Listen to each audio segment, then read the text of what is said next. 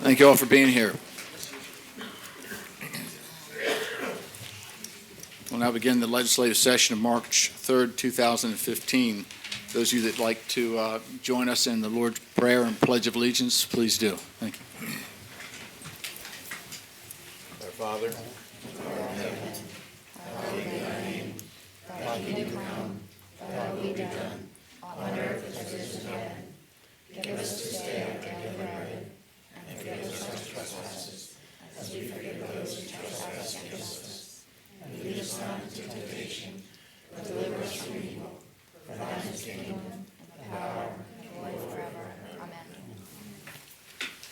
I pledge allegiance to the flag of the United States of America, and to the republic for which it stands, one nation, under God, indivisible, with liberty and justice for all.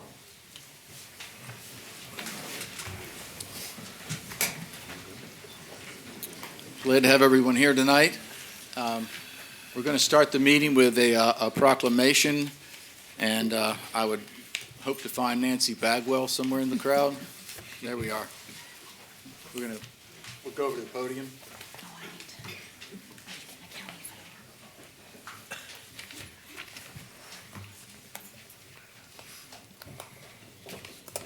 How are you? Good, thank you. Good to meet you. Nice to meet you. We have a proclamation for Peninsula Home Care. Everybody knows that over the last few years, the highest priority of all counties across the country are to sort of restore your economic base, and you can't do that without job growth. And we always talk a lot about trying to see what we can to bring new businesses to the area. We also very much know that we cannot neglect the businesses that we currently have here, especially the successful businesses that have been doing so much for Wicomico County. With that in mind, we have a proclamation day for Peninsula Home Care, and we have the proclamation here due to their extended years of service. And how long have you been in? 30 years. 30 years. I will read this if I could. The County Council of Wicomico County recognizes Peninsula Home Care for 30 years of service to the Lower Eastern Shore. Whereas Peninsula Home Care is a homegrown and locally operated company which was founded in 1987, Peninsula Home Care has helped more than 35,000 patients recover from illness and or injury, surgery, and strokes. And whereas Peninsula Home Care's practice includes skilled nursing and medical social work for the patients, as well as physical, occupational, and speech therapy, Peninsula Home Care also includes certified nursing assistants and home health aides for patients while they are recovering. And whereas Peninsula Home Care employs more than 50 people on staff, and there are 2 offices in Maryland with 1 office in Salisbury and 1 office in Ocean Pines. Peninsula Home Care was the first to bring cutting-edge technology to Delmarva. And therefore, on behalf of the citizens of Wicomico County, we extend our admiration and gratitude for your dedication to this community and congratulate Peninsula Home Care on 30 years of service to Wicomico County and wish them many more years of continued success done this 3rd day of March 2015. Thank you so much. Thank you very much. It's been a privilege to serve all of our families. It's really been a privilege and an honor to serve all of our patients, their families, and their doctors, and we will continue to provide excellent patient care. And thank you for just letting us be part of your lives. Thank you.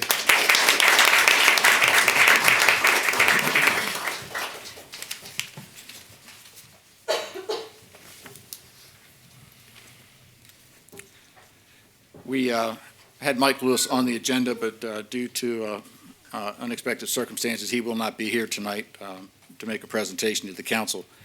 With that in mind, I'd like to move forward and entertain a motion to approve the minutes from February 3rd, 2015. So moved. Any discussion or corrections?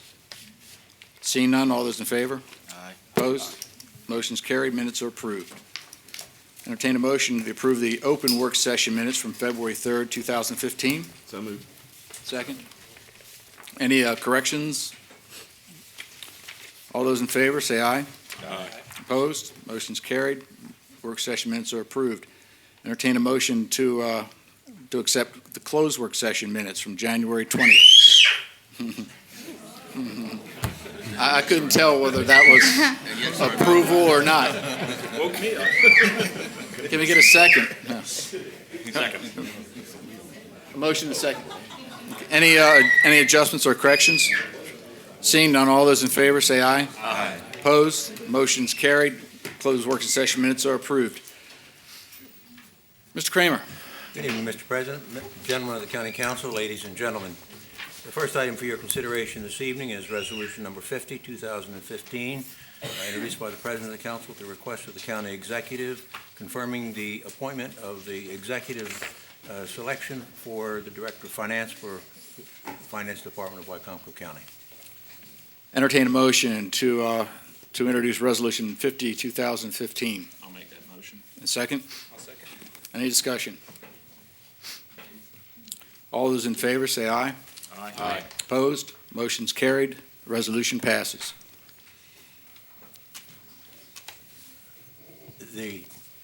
On this resolution, What I would like to do is congratulate Leslie Lewis as our new finance director. Leslie is in our house. Thank you very much.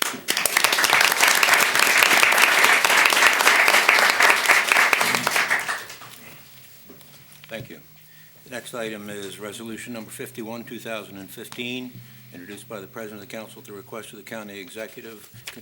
Resolution confirming the appointment of the executive's selection of the Director of Parks and Recreation and Tourism. Entertain a motion to introduce Resolution 51, 2015. I'll make that motion. Second? I'll second. Motion second. Discussion. All those in favor of Resolution 51, 2015, say aye. Aye. Opposed? Opposed. Chair opposes. That is 3-3. The motion does not pass. Mr. Kramer, we're going to continue on, if you don't mind. At this point in time, though, I would like to adjourn the legislative session so that we could go into session as the Urban Services Commission. All those in favor of adjourning to go into the Urban Services Commission, say aye. Aye. Opposed? Motion carried. We're now in session as the Urban Services Commission. Mr. Redden. Kramer. Excuse me? Mr. John Redden. Okay, John?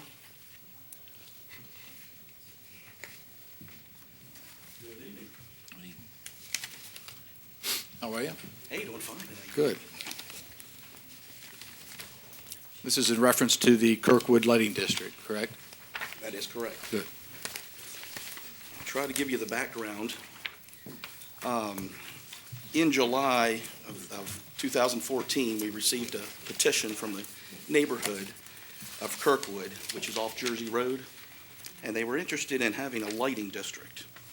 So this matter was brought before the county council, the previous county council, and they decided for the Public Works Office to look into what would be required of this lighting district. So what I did is I got a map, which, do you all have it in your brief books? Yes. Yeah, okay, I just want to make sure you had Yeah, it. we have it all. Okay. But you can put it up for the public if you Yeah, like. sure.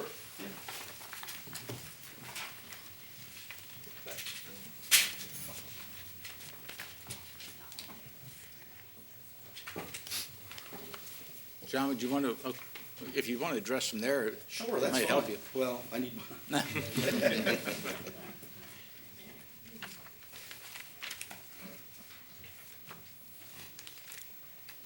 So what I did is I met with our planning office and came up with a map that shows pretty much Kirkwood, and it's 49 lots that are involved.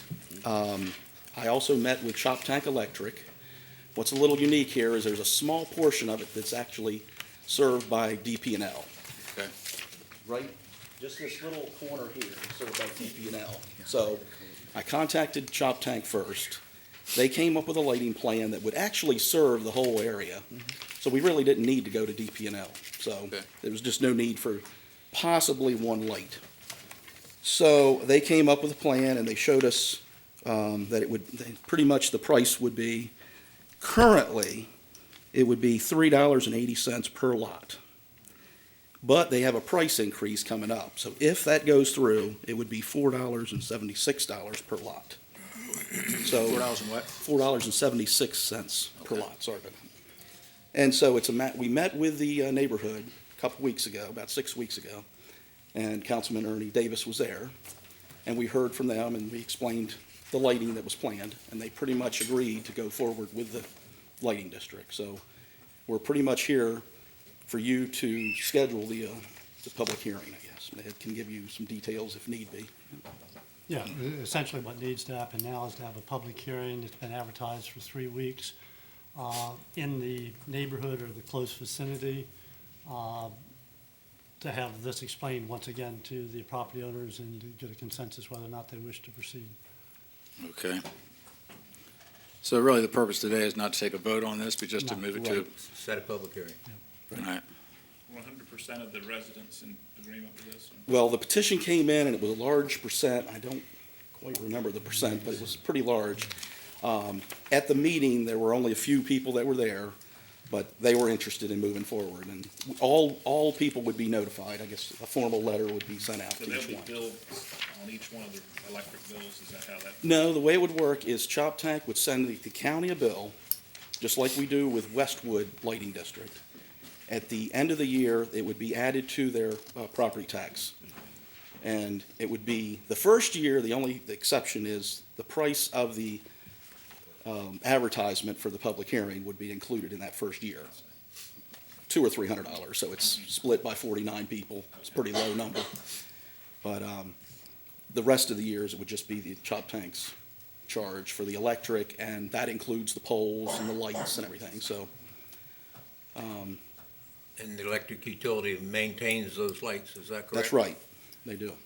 This is not the first time this has been brought forward. I But think I it's- remember it before. It's the first time I'm aware of with Kirkwood, Kirkwood. but Westwood has come That's in what it was, Westwood. several years back, and everybody was interested in having it, and it worked out fine. It's a safety issue as well. Right, What'd you say, there were 4 lots that were still in DP, I mean, still on, it's several lots that are served by DP&L, but the way we're looking at it is all 49 would benefit from the lighting provided by Chop Tank. So they all would be, those that are with part of DP&L this. will still be paying into this? yes, Do they object to it? we'll find out when we send the letters. I just didn't know, preliminary, I Right. didn't know if you'd had any feedback on it yet. No, not specifically for those few lots, but Okay. the way we've got it set up is the lights are scattered. The cheapest way to do it was to have a light at a transformer box. There was talk of having extra lights, but it got more expensive to have to bore under and put them at areas not at the transformer box. So Okay. everybody agreed that the best thing to do was just have them there at the transformers. So, Okay. Any other questions? All right, John, appreciate that. yeah, sure. If you're okay, if the council's okay with us proceeding with the public hearing, if you permit us, we'll find a place. You haven't found a place nearby, have you? Well, we had the last one at the church right there, so that would probably be the We best. contact the church and find out if they're available and then confirm it with you all as to what night. Okay, Sounds like a plan. that'd be fine. Yeah. Council in agreement? It's Okay. right across the street from their development, so it'd be very convenient. Okay. All right, all right, John, thank you very much.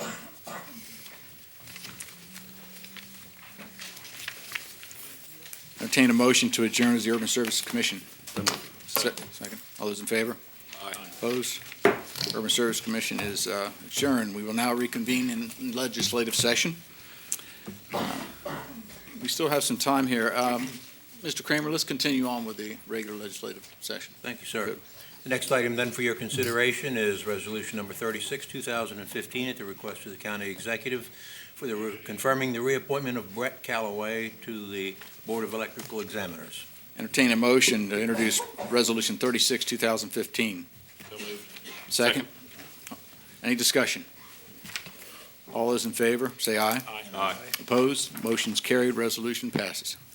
Next item for your consideration is Resolution Number 37, 2015, at the request of the county executive confirming the reappointment of August Kern Briel to the Board of Electrical Examiners.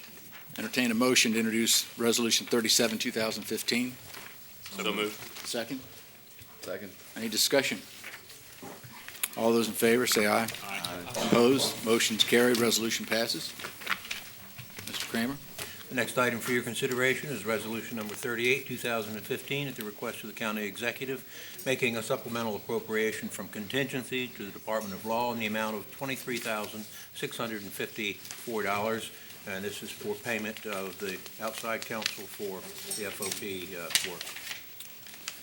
Make a motion. Entertain a motion to introduce Resolution So moved. 38, 2015. So Got a moved. motion, second? Second. Discussion. I guess my question would be, I'm married to a lawyer, so I recognize that there are different specialties that lawyers have. We employ 3 lawyers in the Department of, how many lawyers does the county, is in the county's department? 3. 3. What was the need for outside counsel? I wasn't here at the time, so just, not accusing. No, not at all. I'm curious as to why we have outside counsel. No, on and this. actually, our office did the first couple of them, couple negotiations. But this negotiation going into it, we knew it was going to be controversial, hotly contested, with a lot of money at stake. With their request for, our indication was it would probably be for LEOPS essentially.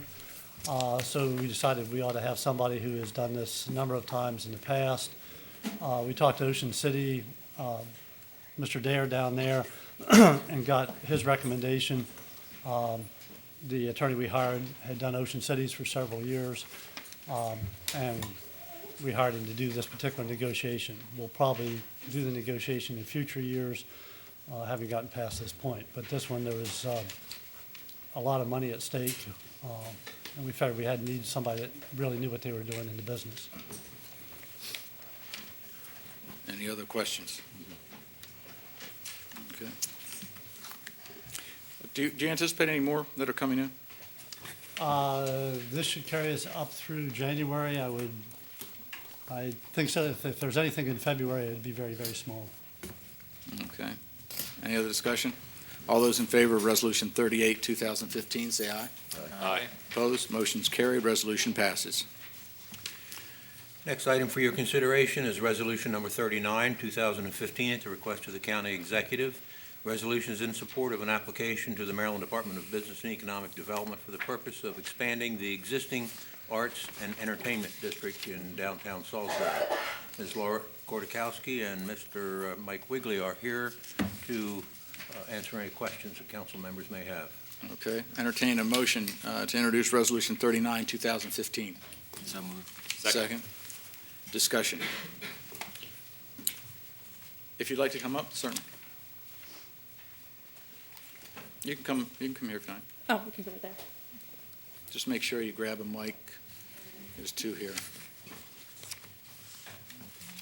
Excellent report, by the way. Excellent report. Thank you.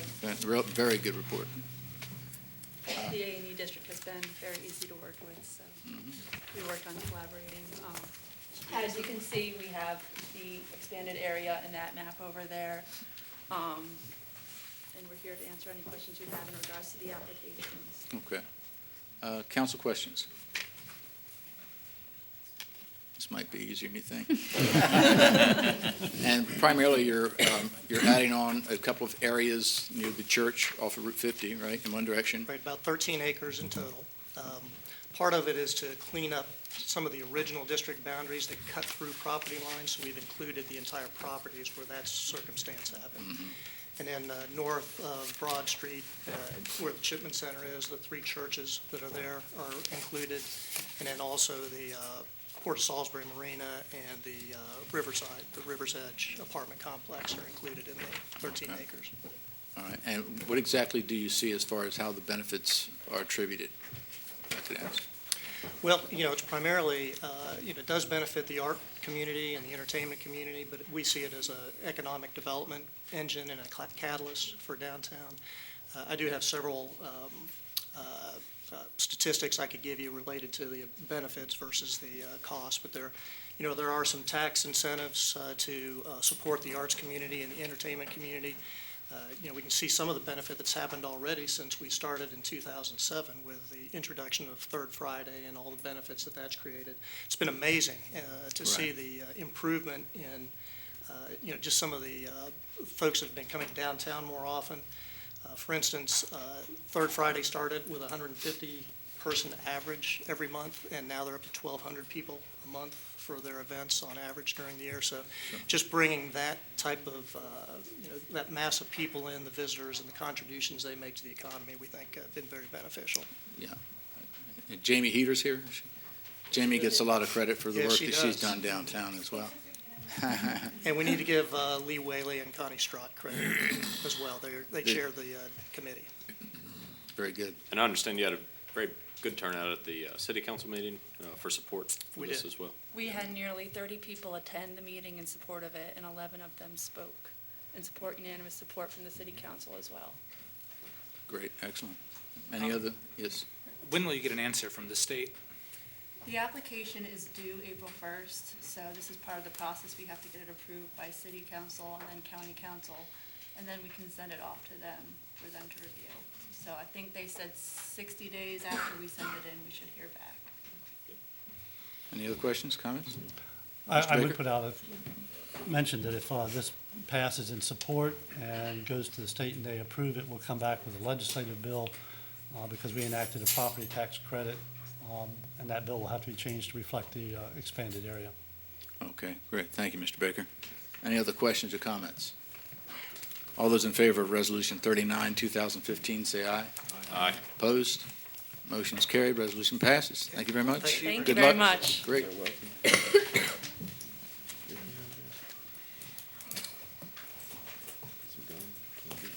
Couple more to go before the public hearing. Couple more. Yeah, we'll get through a few more. Resolution number 40, 2015, extending the date for the adoption of the capital improvements program from March 3rd to March 17th, 2015. Entertain a motion to accept Resolution 40, 2015. So moved. Second. Second. Discussion. Seeing none. All those in favor say aye. Aye. Opposed? Motion is carried. Resolution passes for March 17th. The next item is Resolution number 42, 2015, at the request of the executive, authorizing the county executive to accept a grant award from the Maryland Department of Natural Resources Program Open Space in the amount of $130,500. Entertain a motion to introduce Resolution 42, 2015. Second. Motion is second. Discussion.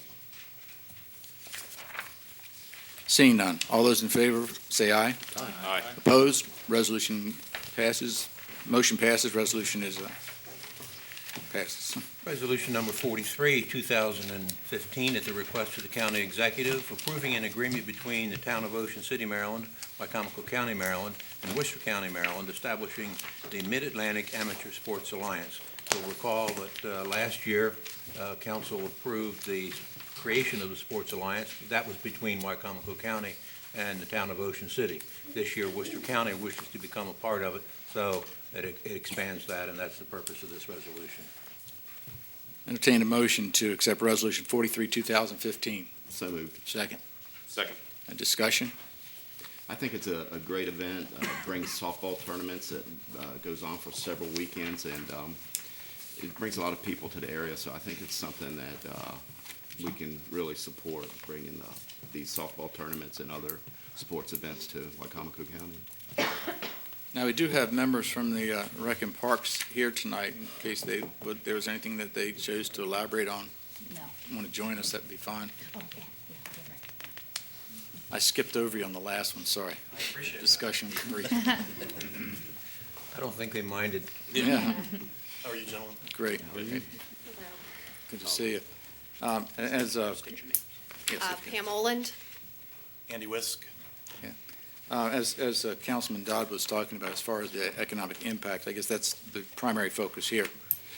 Yeah, what the Mid-Atlantic Amateur Sports Alliance agreement gives us is it creates a complementary relationship across jurisdictions. And really, when it was formed 2 years ago, it was, from what we can find, the first of its kind in the nation. And what it does is it enables us to go after larger scale events. And it was really born out of that softball World Series that you were talking about, Mr. Dodd. But now we're able to leverage cooperative marketing dollars to go after larger scale events with an attraction, which is the ocean, and the hotel capacity that we have in Wycomico, Worcester, and Ocean City combined, as well as all the playing fields that we have in those three jurisdictions. And we are in the process of expanding the Henry Parker area, is that right? Yes. Yes. What's the time frame on that? We're finalizing the land transfer agreement, I believe, with the city, and once that's done, we should be able to move forward. What kind of fields are we putting? The first phase will be 4 additional baseball, softball fields. 4. Which is, that's in our wheelhouse, for lack of a better term right now. We're really doing well with those types of events. The second phase, and that's in the CIP for 17 projected, that phase would get into the rectangular field, soccer, lacrosse, field hockey. How many soccer fields are in the back right now? There are 4. There's 4. I knew there was at least 2. And there's, the funding's already in place for that expansion Right. Okay. through prior funding through tourism, county funds, and state funds. The state gave us $1 million with no match requirement on it. How'd you do that? Yeah. We're not sure. Any other questions? All right, seeing none, all those in favor of Resolution 43, 2015, say aye. Aye. Opposed? Motion's carried, resolution passes.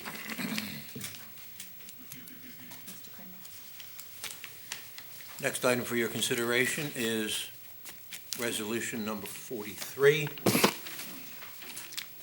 2015. That was. Probably We did 45. that, didn't we? Pardon me? 45. Pardon me. Resolution number 45, 2015, at the request of the executive to make an appropriation of funds to various accounts for the Department of Recreation and Parks and Tourism from unanticipated revenue in the amount of $7,000. Entertain a motion to introduce Resolution 45, 2015. So moved. Second. Second. Discussion. Brief. Well, what this is the summer camps and other programs at Pemberton Historical Park had exceeded our expectations, even with a contingency for growth. Over the last 3 years, those programs are up nearly 200%. And so we've exceeded the budget authority, or we're pushing the budget authority that we have at Pemberton Park. And in order to finish out the fiscal year, based on our anticipated registrations, we need more authority. Okay. Any questions? No? Seeing none, all those in favor of Resolution 45, 2015, say aye. Aye. Opposed? Motion's carried, resolution passes. We have one more, and then we're going to go to the public hearing. Next item for your consideration is Resolution number 46, 2015, at the request of the county executive, approving an increase to the weekly fee for the Kids Club Summer Camp offered by Recreation and Parks and Tourism. Entertain a motion to introduce Resolution 46, 2015. Second. Second. Any discussion? What's the reason for the increase? The reason for the increase is because the Minimum Wage Act has caused a greater cost to the program. And so that $3 increase turns into, it's about a $2,700 hit to the program. Okay. Even with that increase, our goal is to have accessible, affordable childcare. And with that, of camps that are similar, like Crown Sports Center, the YMCA, Camp Odyssey, Mitchell's Martial Arts, we're still the cheapest in Wycomico County. Now, this is just summer camp. It's not the after-school program. That is summer camp, correct.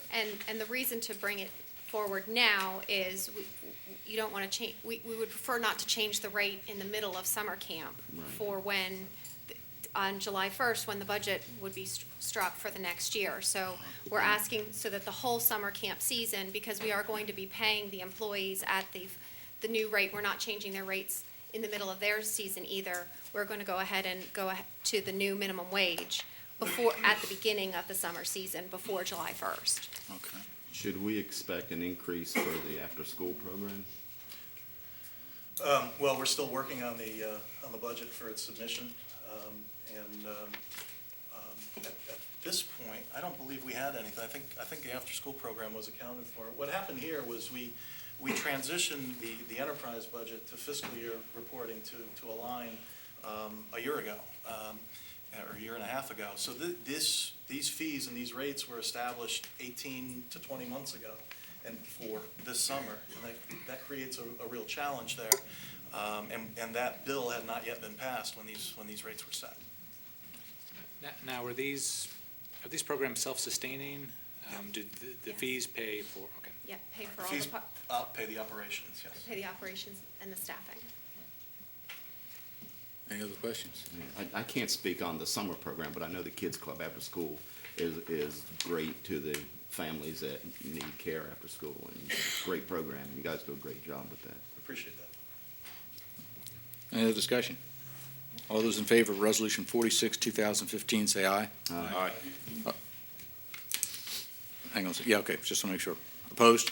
Motion is carried, resolution passes. Thank you. Thank you very much for coming out. Thanks.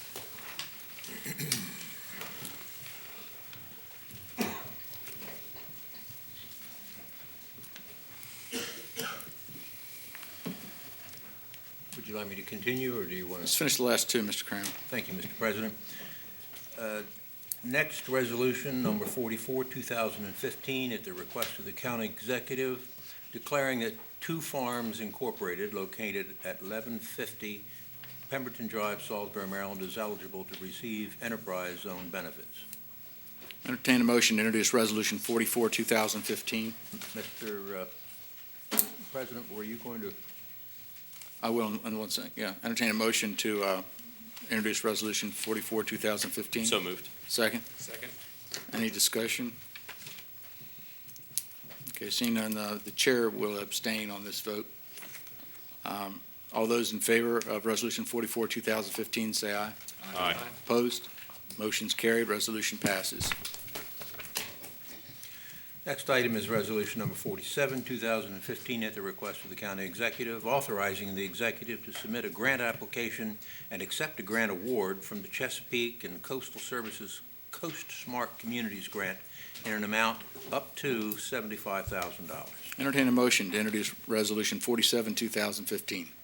So moved. Second? Second. Discussion.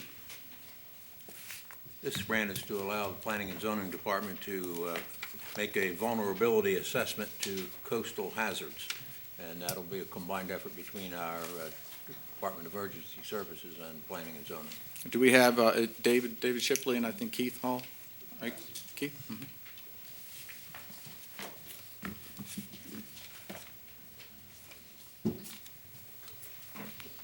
Good evening. Good evening. How is everybody? Good evening. Good to see you. Good to be here. If you could just give us an overview, we'd appreciate it.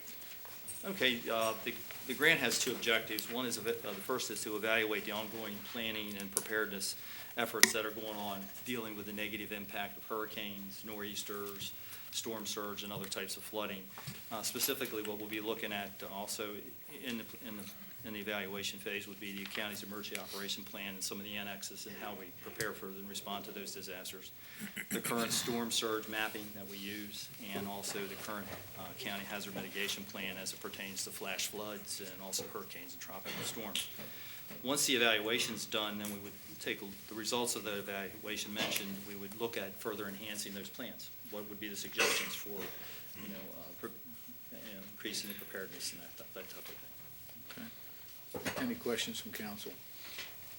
Are there any obligations on the part of the county? No, there will be no cash match as part of this grant application. Okay. All right. All those in favor of Resolution 47, 2015, say aye. Aye. Aye. Opposed? Motion carried. Resolution passes. Thank you. Thanks. Good seeing you. Thanks. Thank you, Mr. President. That's all I have for now. Thank you, Mr. Kramer. At this time, we will go to Mr. Baker, if you could, please, for the public hearings. Okay, I don't have the notice, but notice was given that the public hearing will be held this evening to hear a public comment on the capital improvement budget of 2015-2020. If it please the council, I'll go through these in the manner that we do for the operating budget.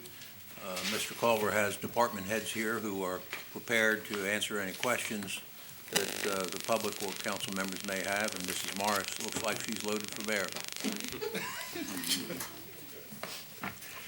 The capital improvements budget, this is the county executive's capital improvements budget This is the county council's hearing. The charter requires that the county council hold a public hearing once it has received the budget from the county, capital budget from the county executive. The total budget requested and recommended by the county executive will call for the sale of $15,558,454 in new debts, excluding any potential refunding, and there is a likelihood that the vast majority of that funding will come from a bond sale to take place in the winter of calendar year 2015, midway through the 2016 fiscal year. The capital budget has been posted online at the county's website for at least the last 2 weeks, longer than that, I believe, so hopefully everyone who's interested has had an opportunity to look at it. I will skip going through the county executive's discussion of all the projects in the narrative, and if it meets with council's pleasure, we'll go to the charts, because that seems to be the easiest way to follow the things, the projects as they come along. This is a public hearing on 2016, which is referred to as the current year. Everything past that, 2017, 2018, 2019, and 2020, are the best guess at this point as to what the county's future capital needs will be in that time frame. I say the county's capital needs, but this also includes the capital needs of the Wycomico County Board of Education, Warwick Community College, and some other closely affiliated entities that receive much of their funding from the county government. The first page of this begins with Warwick and goes down through the emergency services, corrections, the health department, the old courthouse, and the contingency. Funding for Warwick in 2016 is a continuation of projects which began in years in advance of 2016. Emergency services for 2016 begins the first of 3 years of heavy dollar funding for the replacement of the public safety radio system. That's a $20 million project which is going to be spread largely over the capital cost, largely over the next 3 years, with $5 million budgeted for 2016. There has been startup funding in excess of $200,000 in previous capital budgets. The detention center has an extensive list of projects, rehabilitation projects, which began in 2015 and some in 2014, all of which are ongoing. New funding for 2016 is to upgrade the internal communication system within the Department of Corrections, within a detention center, their intercom system. This print is very tiny, so I have to look at it carefully. If someone wants to speak and I don't see them, would someone please let me know, and I will be quiet. The Health Department has money to upgrade their boiler and to undertake engineering and construction to correct a problem which the old J.C. Penney's building, if many of you can remember that far back, has had an incursion of water from underground for the last few years. And there's an attempt, all attempts thus far have failed, but there is a new approach that's to be taken. Money is included for a beginning of rehabilitation and repair work to the old courthouse, the historic courthouse, and that is begun at $250,000 in FY 2016. The only other thing on that page is the contingency. The contingency fund is $200,000. It's for the purpose of covering the cost of issuance of bonds and to cover any overruns that might occur within other projects. Moving on to the next page. That begins, this category begins with Public Works and includes Solid Waste and the Urban Services Commission. Some of you may recall that for the past 2 years in the capital improvements budget, the county has funded $200,000 per year for stormwater upgrades in the way of demonstration projects. And there are several that are located. One that comes to my mind is at the northern entrance of the Upper Ferry. There's some at the airport and one of the parks, Shoemaker Park. All of these projects will count towards our meeting our obligations to the WIP, that's the Watershed Improvements Program. And 2016 has $200,000 again for that purpose. Also, there is $250,000 as a line item for improvements to the Morris Mill Road. That is ultimately in conjunction with improvements to the Morris Mill Dam, but that's not part of this project. The next page begins what represents the lion's share of our capital spending, and that is probably the reason so many of you are here tonight, because it is for capital projects for the Wycombe County Board of Education. The first category relates to the completion of the James M. Bennett projects for a total of $10.6 million. However, all of that spending will come from bonds that have already been sold, and the money has not been spent yet because of the shuffling around of the entities. Mr. Culver has asked that there be time given to reevaluate the existing old Bennett Middle School and not tear it down as soon as the weather gets warm. I believe he plans to have an open discussion, a number of community meetings. Is that correct, Mr. Culver? To try to get a thorough look before that project is finally decided and finished. If I could, Mr. Kramer, we do understand that the large majority of the individuals here, just from the public understanding, are probably here for one of two items: the Bennett Middle School tear down and the West Salisbury issue. And the West Salisbury School is next. Yes.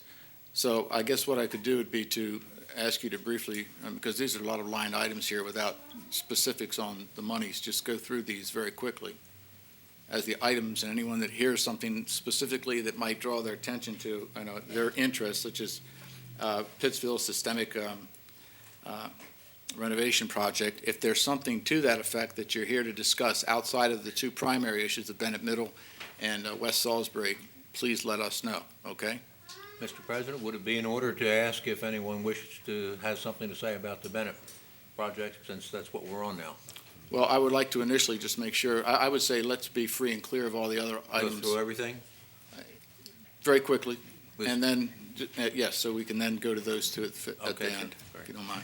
As mentioned, this budget includes $2 million. I'm now on the West Salisbury School, $2 million for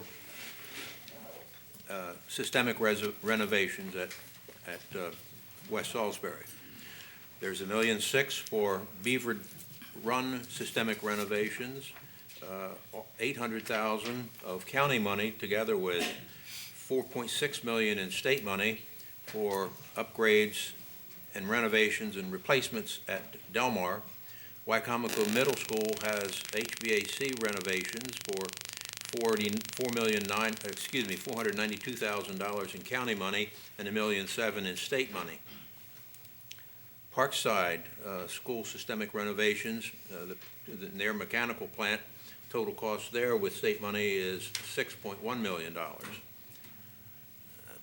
Parkside High School systemic renovations for lighting is a total of $3.7 million with $1.4 million in county funds. The rest of the projects include Parkside CTE systemic renovations for $750,000, Pinehurst Therapy Tank conversion for over $250,000. Mardella and Middle High School track for $742,000. Parkside classroom projects for $375,000. Mardella Middle and High School systemic renovations for $143,000. East Salisbury systemic renovations for $202,000, that is. Wycomico Middle systemic renovations, $176,000. Mardella Middle and High School systemic renovations, $85,000. That's a county cost. And East Salisbury systemic renovations for $40,000 total. That's Board of Education. Okay. Now, would you like to go back to the Bennett? Yes, we will. Just so that the public is aware, we do have a work session at the end of this legislative session in reference to the capital improvement budget. There will also be voted on March 17th meeting, planning that on the agenda. So at this time now, the floor will be open to any public comments. I think what we'll do first is take it in the order as it is here.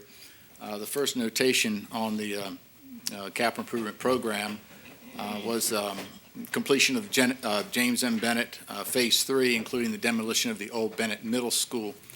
Is there anyone here for comments on this? Okay. Excuse me. Yes, okay.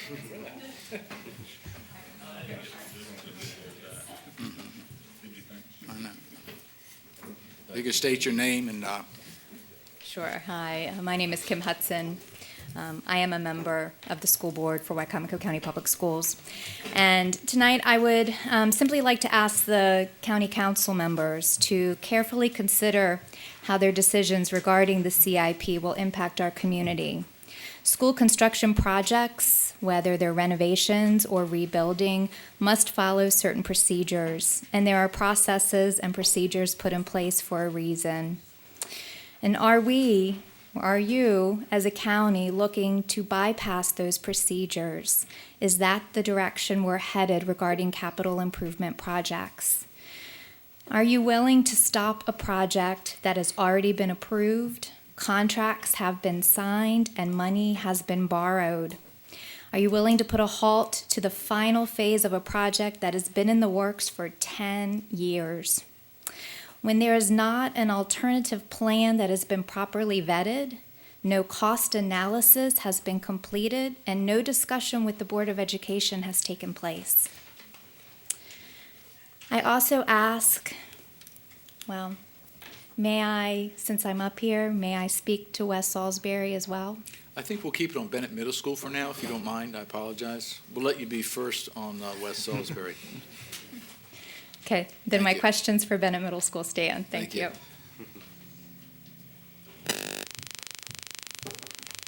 Good evening. I'm Steve Brutus, principal of James M. Bennett High School. And if I may, I'd like to add another side to the James M. Bennett project. And first, I'm grateful that according to our capital improvement plan here, the number one priority still remains continued funding of the Bennett Middle School construction project together with Phase 3 of James M. Bennett. It's good to see that in the proposed capital improvement program, the recommendation is to reconsider the plan to demolish and to repurpose, but my concern is to be able to provide a site and athletic programs appropriate to the James M. Bennett community and students. A site that complements the new James M. Bennett High School facility. Please know that installing the track and fields on the current middle school site completes the high school campus. The athletic facilities, the parking, and the school building then complement one another as a completed project. I would like to be able to see... Please, continue. Sorry. I would like to be able to see our track program return to the outstanding program it once was by being able to offer all of the track events that are a part of the high school track experience. We have not been able to offer any of these experiences for our students since approximately 2009. I'd like to be able to have our school and county host Bayside and regional meets or have community organizations use the facility for the event.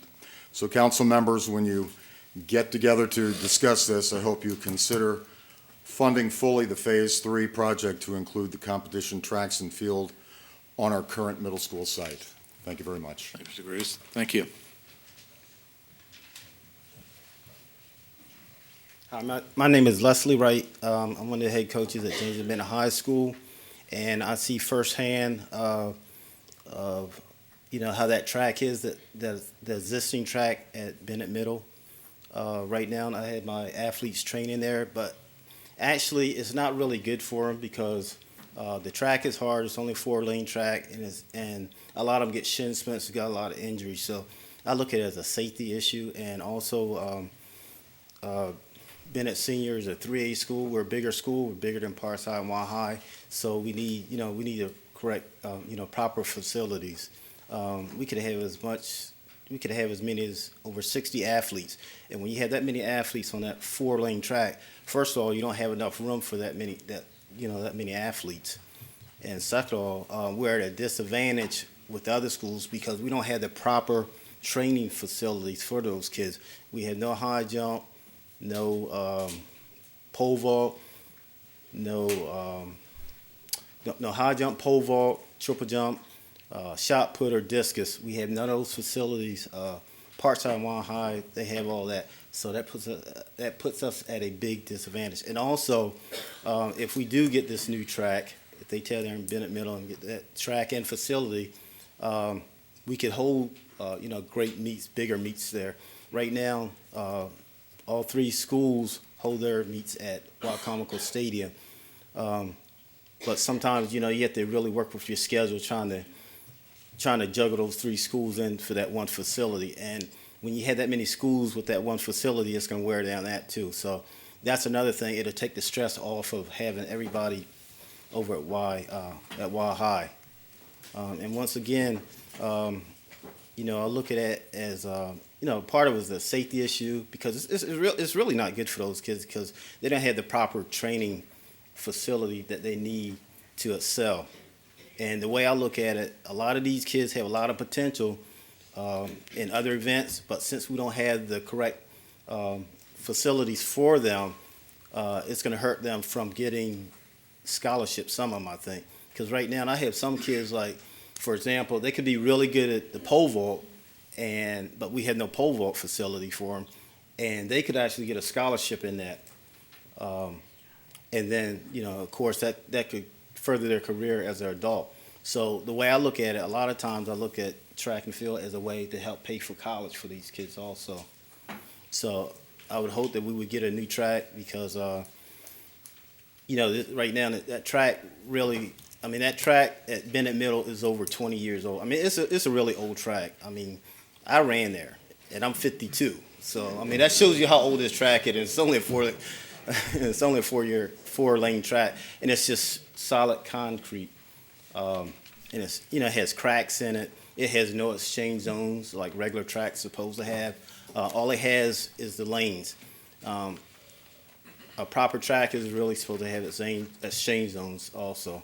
And like I said, we have none of the other stuff, the high jump, pole vault, and all that stuff. So, we can stage bigger meets there too if we get a better track. And the main thing is I'm looking at, the kids, for the kids too. That's the main thing. It's all about the kids, so they need the proper things to train so they can go to track meets without injuries and stuff. Because every year we have a lot of kids that have shin splints and stuff because that track is so hard and so old. So, and it's hard to train that many kids. We have more kids than Parkside and Wah High, but yet we had the smallest track, which is not really adequate for them. Thank you, Mr. Thank you. Thank you. Good evening. My name is Liz Day. I want to first thank the council for all the public service that you do for our community. And Mr. Qualver, thank you. I'm the head track and field coach as well as the head cross-country coach at Bennett High School. The track, as Les said, currently being used was used, my husband ran on this track as well as my father-in-law, and my father-in-law is 60, so sorry about that. You can see how dated the track is. In the 3A region, which Bennett competes in, it's probably over 20 schools, and I actually looked and called a few that I was not familiar with. asking them specifically about their track facility. Each of them has a rubberized track. We are the only school within the 3A that does not. That's over 20 schools that we compete against that we are at a disadvantage of. We are the biggest school within the county, so in terms of the 3A region. We currently have a 4-lane asphalt track, again, whereas most schools have the rubberized. We're at a disadvantage because we don't have the long jump pit, the pole vault pit, the triple jump pit, the shot put pit, and the discus pit. Monday was our first day of outdoor track. I have my roster here. We have 80 kids, and that's more to come with cuts being made from other sports. I encourage you to really consider this plan that's been in the making for 10 years that would highly be an advantage for our student athletes at Bennett. Thank you. Thank you, Ms. Day. Good evening. Sharon Morris, Assistant Director of Administration.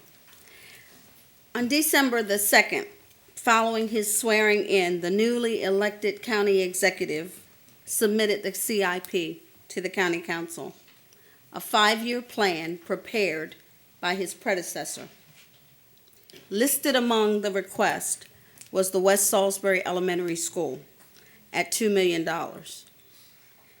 The county executive withdrew the project with concerns that its funding would solidify the acceptance of a greater debt that he had not had an opportunity to review. He listened as concerned parents, community members, teachers, and faculty were disappointed. Following the meeting, he engaged a group of volunteer professionals who did an assessment of the school. The group returned their assessment that renovation would extend the life of the school without immediate replacement. He later learned in February that the board had already undertaken a study that returned a replacement, not a renovation report.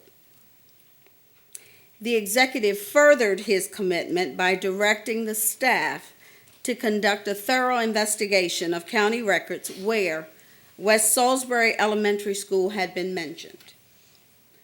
We found in the history of the board's renovation and additions plan and the county's CIP that West Salisbury Elementary School was indeed in the plan, right behind Bennett Middle. Why was it missed? In 1999, the board requested $50,000 to undertake a design study for West Salisbury School to be appropriated in 2003. Remember, it's a 5-year plan. In 2003, the money was not spent. It was moved out to the next year, 2004. In 2005, the request remained in the plan. Money was not spent, moved out another year.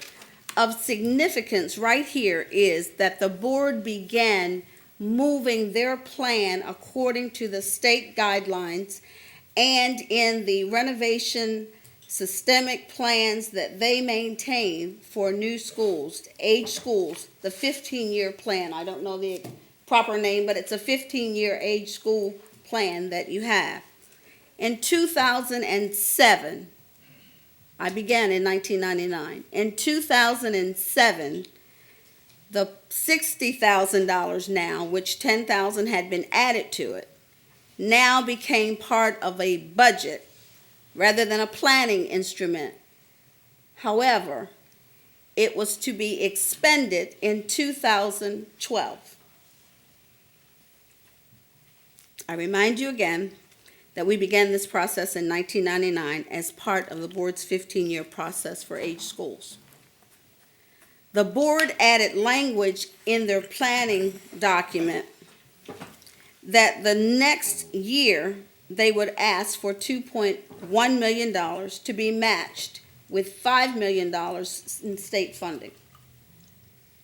At no time since 1999 was any proposed funding for the renovation, rebuild, or replacement of the school ever moved by the county to a budget year until 2014.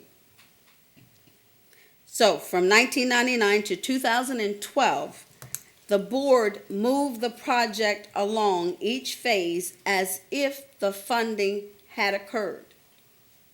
The funding was never moved by the county, but the school was in process to be renovated right behind Bennett Middle.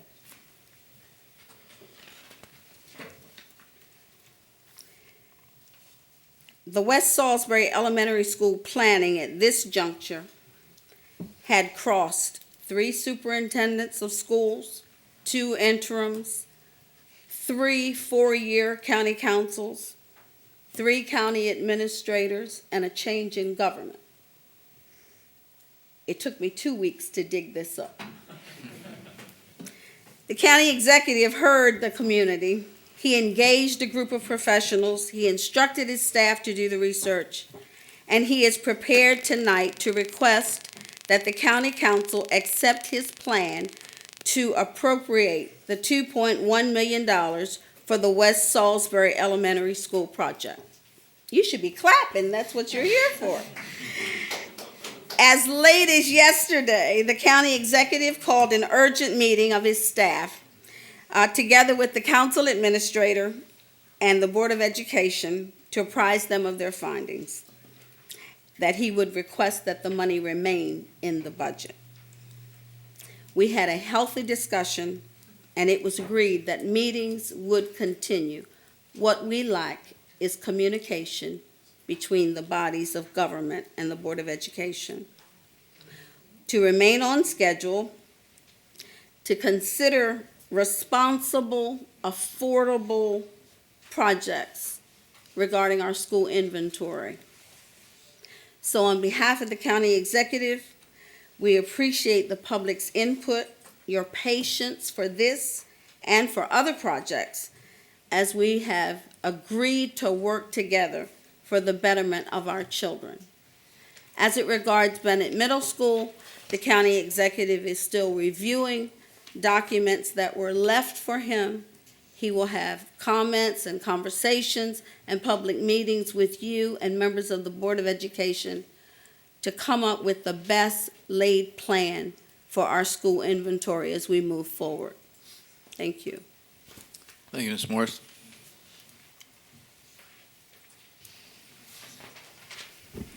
Kay Gibson, taxpayer, Wicomico County. I'm all for thinking outside the box. If there's a way we can feasibly use the old Bennett Middle School to house some of the current county departments, all the better. Right now, we're paying leases on property. It would combine these departments together in one area. It would allow us to perhaps utilize the money available to us to run the government more efficiently. I understand thinking outside the box sometimes causes us to rethink some of the plans we've already made. As a taxpayer, I'm hoping we're flexible enough to look at all options. I understand about the athletic fields. I'm very sympathetic. I have one son who was a pole vaulter. I have a daughter who ran track.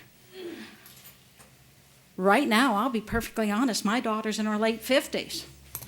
And the school in Montgomery County is still running on the track that she ran on.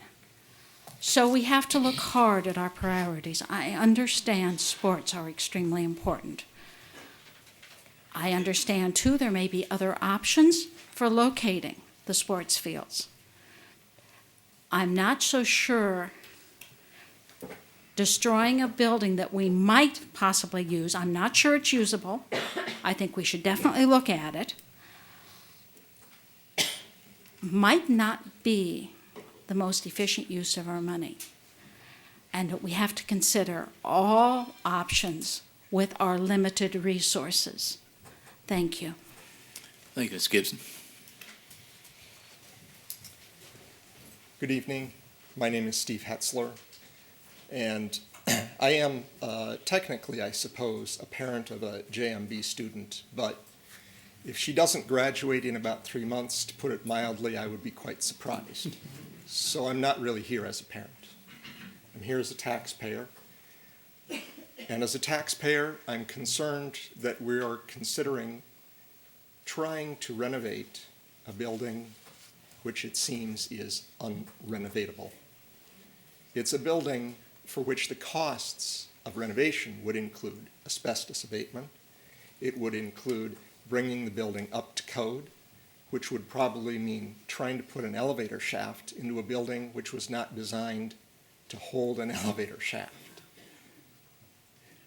If we try to make renovations like that, we're likely to lose that building completely.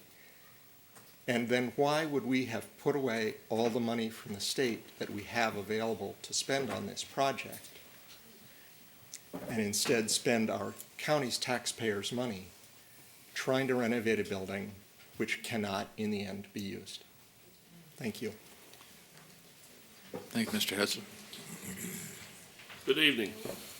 I'm Don Fitzgerald, proud member of the Wycomico County Board of Education and Vice President. I also wear another hat. I'm also on the County Board of Education Building Commission, which is your committee. And also the third hat I wear, I'm a coach at JMB. This plan has been in place for 10 years. We've been through a lot of studies. We've been before you all. Things have been approved. Some of you sat on the building commission. You saw what was coming.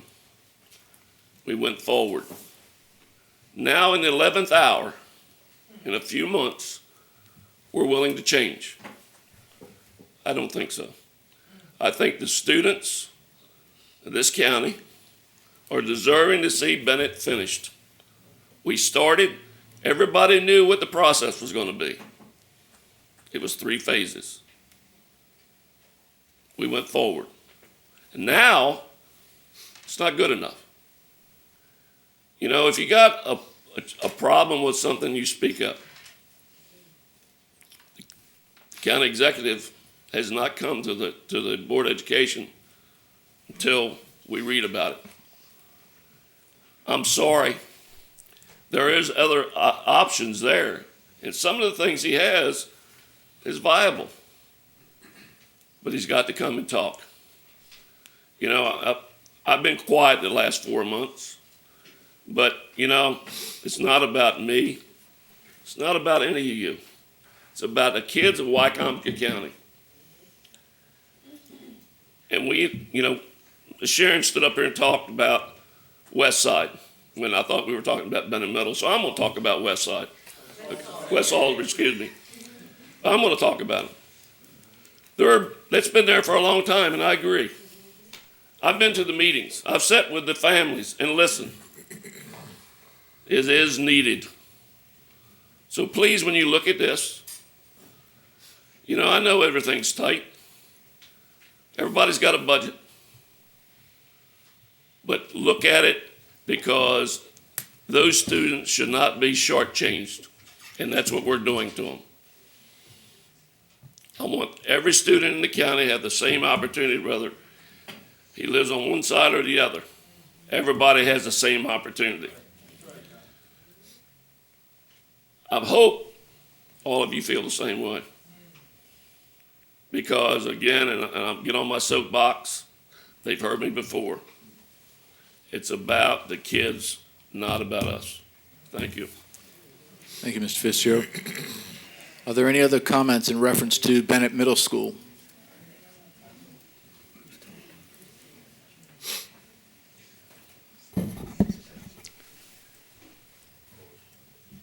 Good evening. My name is Pat Hannon. I've lived in this county for 53 of my adult years, coming here as one of the first planners for Wycomico and Wycomico in Salisbury. And what brought me here is in the Independent, there were two articles. One with the title, "We All Deserve a Bennett That's Completed Right." We all deserve a Bennett that has a new track, all that they spoke about right here. The same author had the opportunity in that paper to interview the most successful coach that Salisbury has had. And you can't help but think about, when you read the second article, what influence he had from those who had the opportunity to influence him when he was a child. He speaks about that in the question and answer. Bennett Middle School has many individual buildings connected by passageways. All of them have their own utilities as far as facilities for lockers, etc. To tear down that gym and replace that gym with the track, this picture in the Independent shows what they're proposing to do.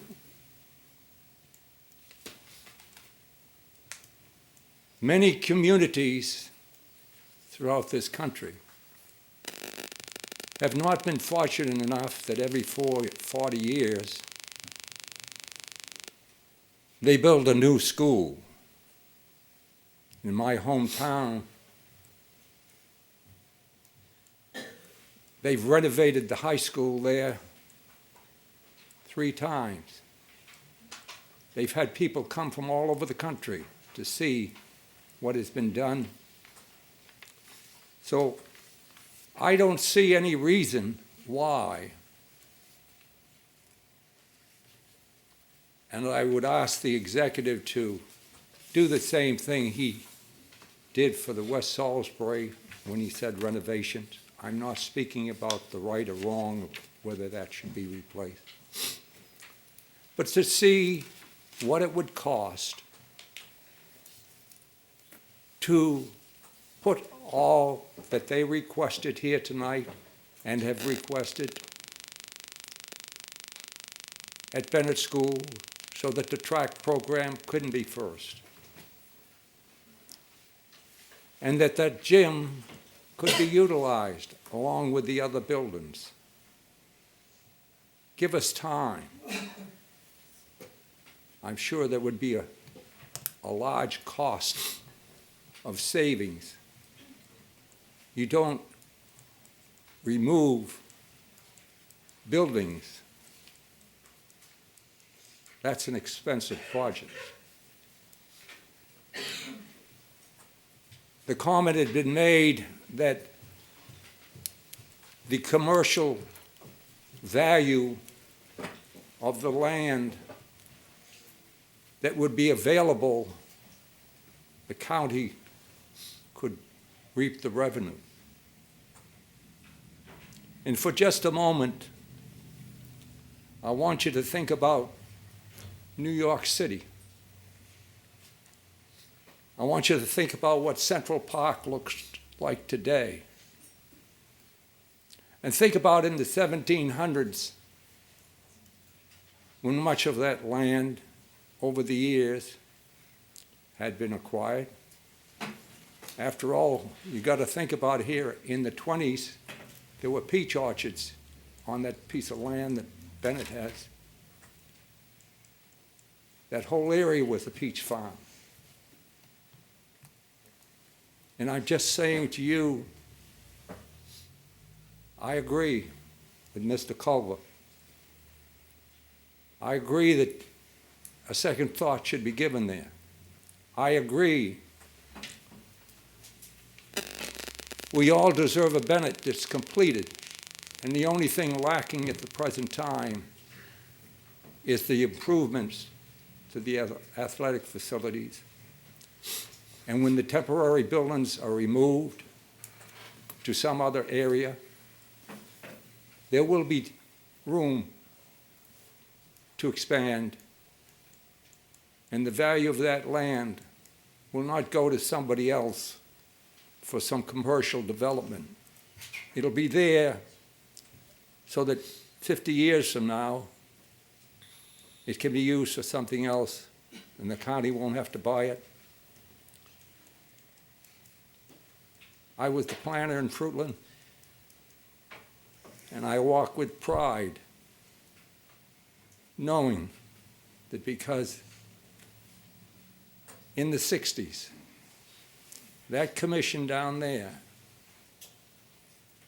had the wisdom and the foresight to look ahead, to put in Cedar Lane and recognize that the land that was only worth $500 an acre, where Walmart is, you couldn't buy the piece of land that's vacant behind Walmart for millions. Thank you. Thank you, Mr. Hannon.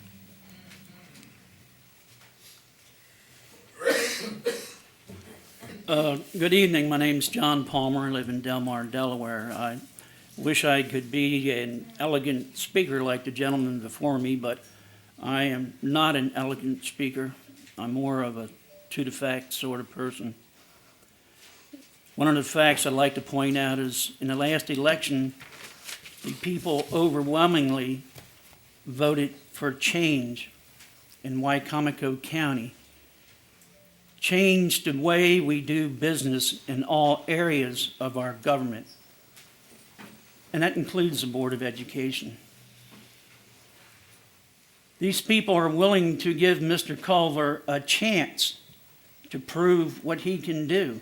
But yet tonight, when I stand up here and listen to the majority of the people here, what I hear is business as usual. The taxpayers will not stand for business as usual. That does not mean we won't move ahead, but we are not going to stand for business as usual. We are willing to give Mr. Culver and the new council a chance to work together to overcome these problems. But you've got to be patient. And that's all I ask. As far as renovating new buildings and elevators and old buildings and all, I work at the local university. We have buildings a lot older than any of them in the county system, and they're historic, and we renovate them all the time, and we maintain them, and we upgrade them. And we don't tear them down to build new buildings all the time. Before you tear a building down, you ought to have a careful study done to find out if that's what really needs to be done, or do we just want a new building? We might not need a new building at West Side. We may be able to renovate the Bennett School. We may be able to get other new schools and renovate others, but we've got to get our county executive and this new council a chance to do that. Thank you. Thank you, Mr. Palmer. Any other comments on Bennett Middle School?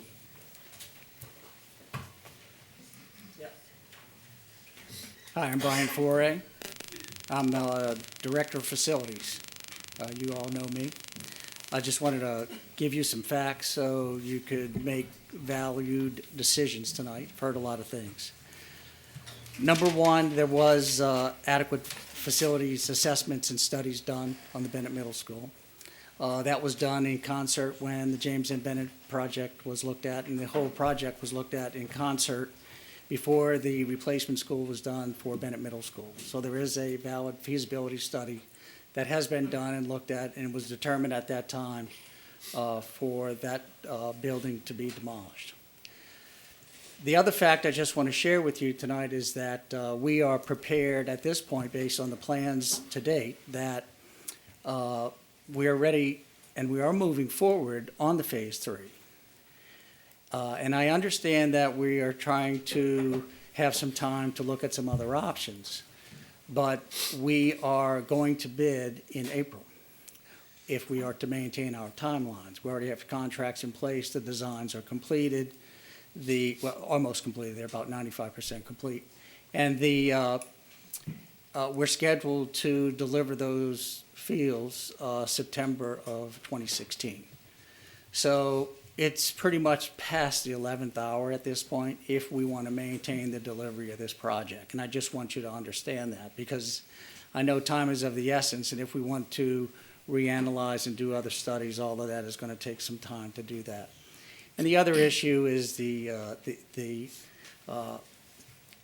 be honest, we had not asked for any funds for the Bennett Phase 3 or the Bennett project. And matter of fact, I believe those funds for that project has already all been bonded and funded. So I just wanted to make that clear so that you have all the facts as you make this decision. So any other questions you may have, you know where I can be reached. Thank you very much. Thank you, Mr. Frey. Good evening. I'm Ann Suthalski, Wycomico County taxpayer. There was an election in November, and the voters were heard. We voted in a new county executive. These voters represented all of Wycomico County, not just some special interest groups. These voters came from Tyaskin, Quantico, Sharptown, Willards, Pittsville, Powellville, Allen, Eden. These voters want physical responsibility. That's why Mr. Culver was elected. That's why most of you were elected. We don't always need a Cadillac when a Chevrolet will do. An example I want to give is the tennis courts at James M. Bennett Senior High School. I wonder how many of you have driven down Only Road and have seen these magnificent courts. They're unreal. They really didn't need anything that extravagant. They have lights. I wonder how many times the lights have been used on the tennis courts at James M. Bennett. There's also a fence around there with a lock, so people can't always use them. I would love to know how much those tennis courts cost. If you haven't seen them, I suggest you go down there and look at them. Do we always need the most expensive facility? The county executive is listening to the thousands of Wycomico County voters who put him in office. I hope the members of the Wycomico County Council will listen to the thousands of voters who put you in office. And I'm asking the people who are hearing this on PAC 14 and who agree with me that we need to keep the budget down to call your representatives. Thank you. Thank you, Ms. Sutowski.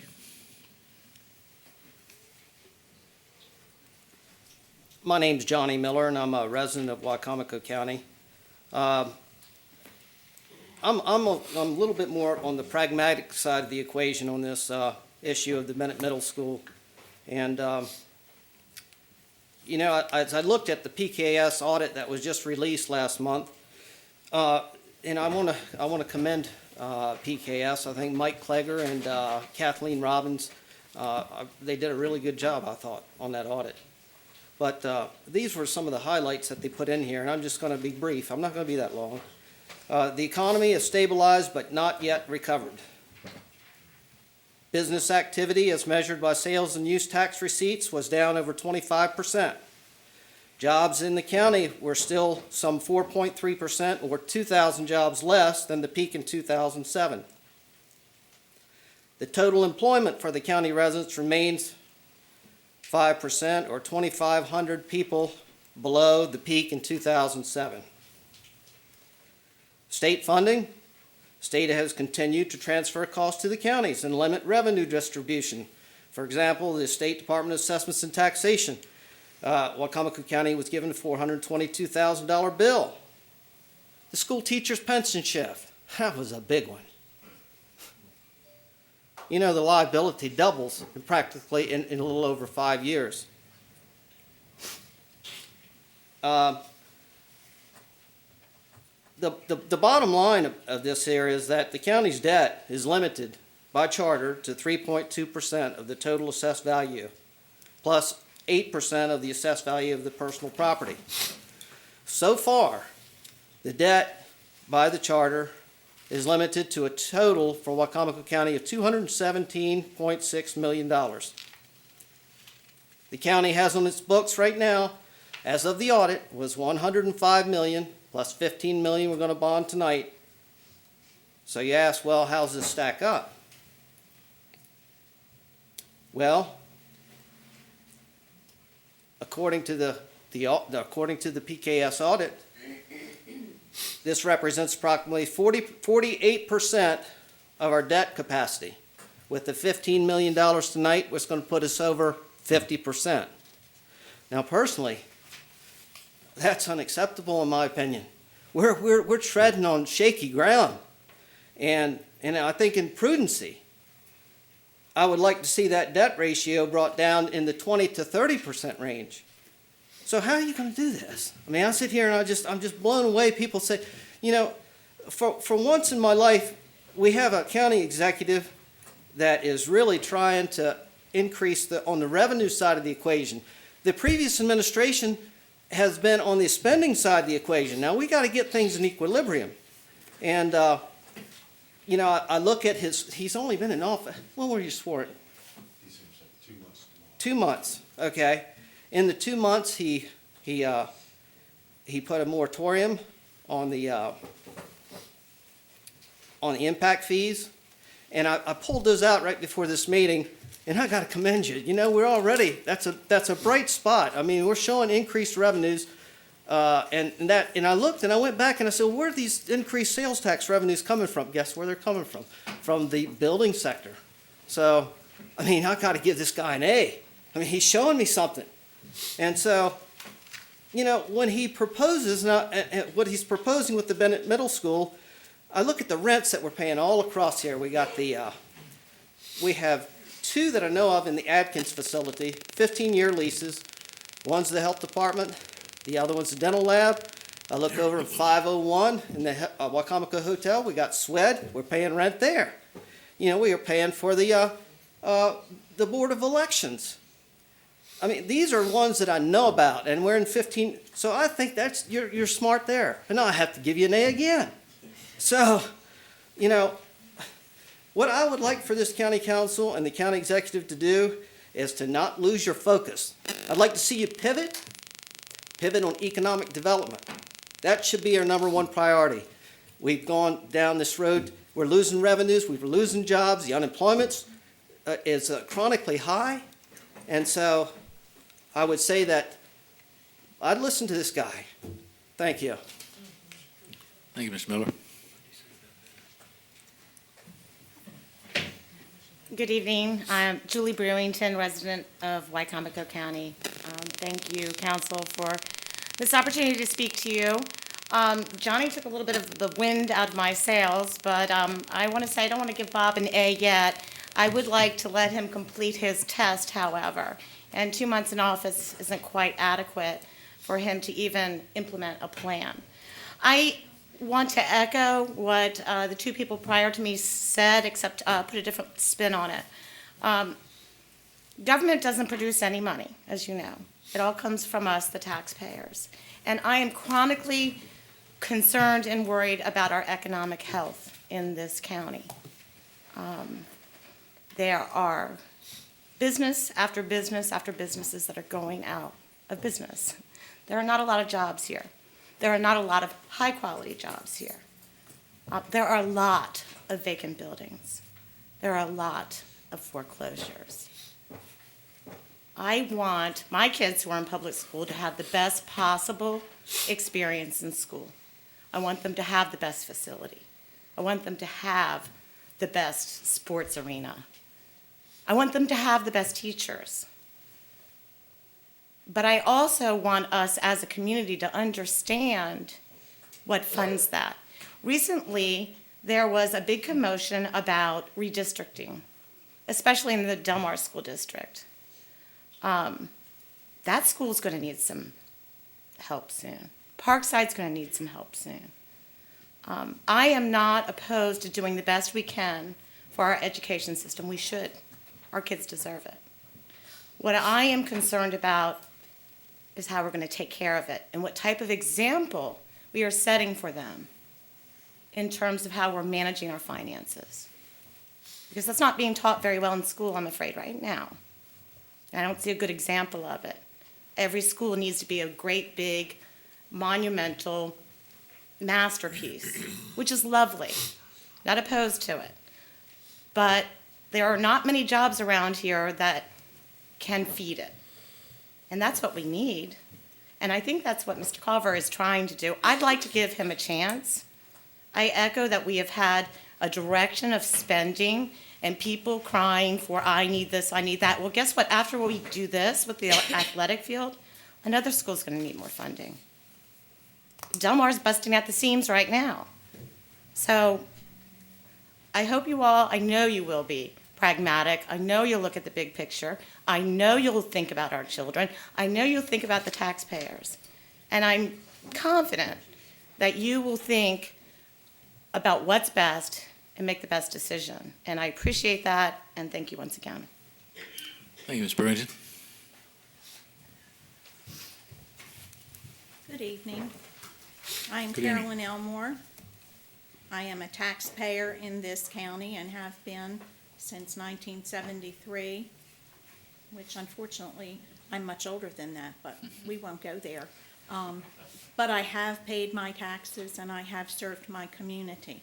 And I have read the Annotated Code of Maryland Education Article 5-101, which grants county governments decision-making authority over public school budgets. However, that authority is exercised on a strict timetable and within the constraints of the Education Article 93. In other words, there are limitations on the budgetary control that a county government may exercise over local boards of education. These limitations exist because of state preemption in the field of education. Well, what does that mean?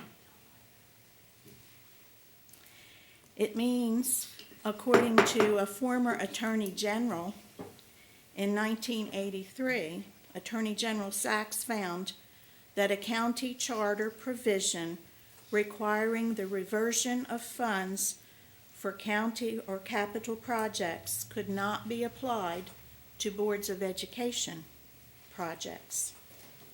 The rationales underlying this opinion support the position that Wicomico County cannot rescind their approval for the expenditure of funds for a Board of Education capital project already approved, contract signed, accepted by the previous county council and county executive. They cannot be rescinded or reversed. They've already been bonded and funded. So the county has no authority to impose any limitation or restriction on the use of that $1.4 million already bonded for Bennett High School project. If we apply the principle from Attorney General Sachs to the present time, there is no state law provision authorizing Wicomico County to withdraw its approval for the Board of Education's capital project at Bennett Middle and Bennett High School.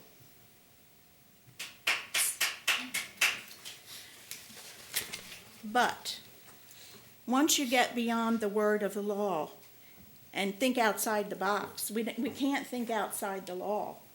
But if you're thinking outside the box, you have to realize that that was pledged to this community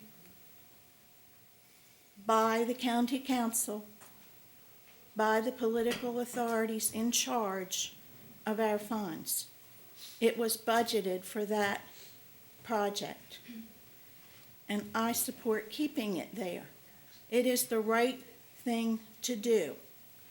I believe it is the legal thing to do, and I hope that you will consider that. I support many of the areas of economic development and economic fiscal responsibility that Mr. Culver is trying to do.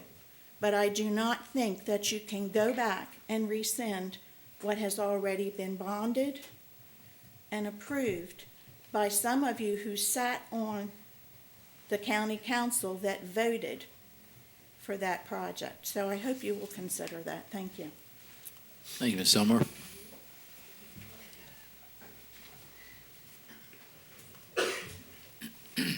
Good evening. My name is Franklin Wright.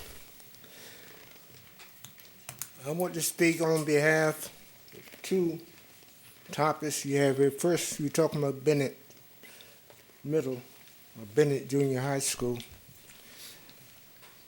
In my day and time, well, first of all, I've been in education for 57 years. And I had 6 kids, and I knew that I couldn't send them to college on my teaching salary. So I went in the store business, and we had 2 stores, even while I was teaching, on West Road. Now, I live on West Road. Now, I'm concerned, basically, I had 2 problems. When they first built Salisbury Middle, well, I'll tell you, my class was the first class that attend Salisbury Middle. We moved from Chipman High School, which was all-colored high school, and we built Salisbury Middle. And my class was the first class to graduate. It was Salisbury High School at first, not Salisbury Middle. And I appreciate that. But years later, they talked about renovating Salisbury Middle. I said, I spoke against it, truthfully. I said, because renovate it, let's build a new school. We had 2 choices. I said, what would you rather do? Renovate your parents' home or have a new home built for yourself? Well, but they did a good job in renovating Salisbury Middle, which was good. And now they're talking about, I talked about the new Bennett Junior High School that they're building in Fruitland. Is that where it is? I was against that. I said, that's right on the edge of our county. Looked like to me that a school should be somewhere near the middle of our county or close to the middle. I tried to get them to build a school on Nanticoke Road. I said you could have Salisbury go there. You could have Delmar go there. You could have Hebron go there. Well, that's okay. Look like they're doing a good job in building a new school in Fruitland. But that's too late now. They're not going to change it. And then I thought about, they're talking about tearing down Bennett Middle School.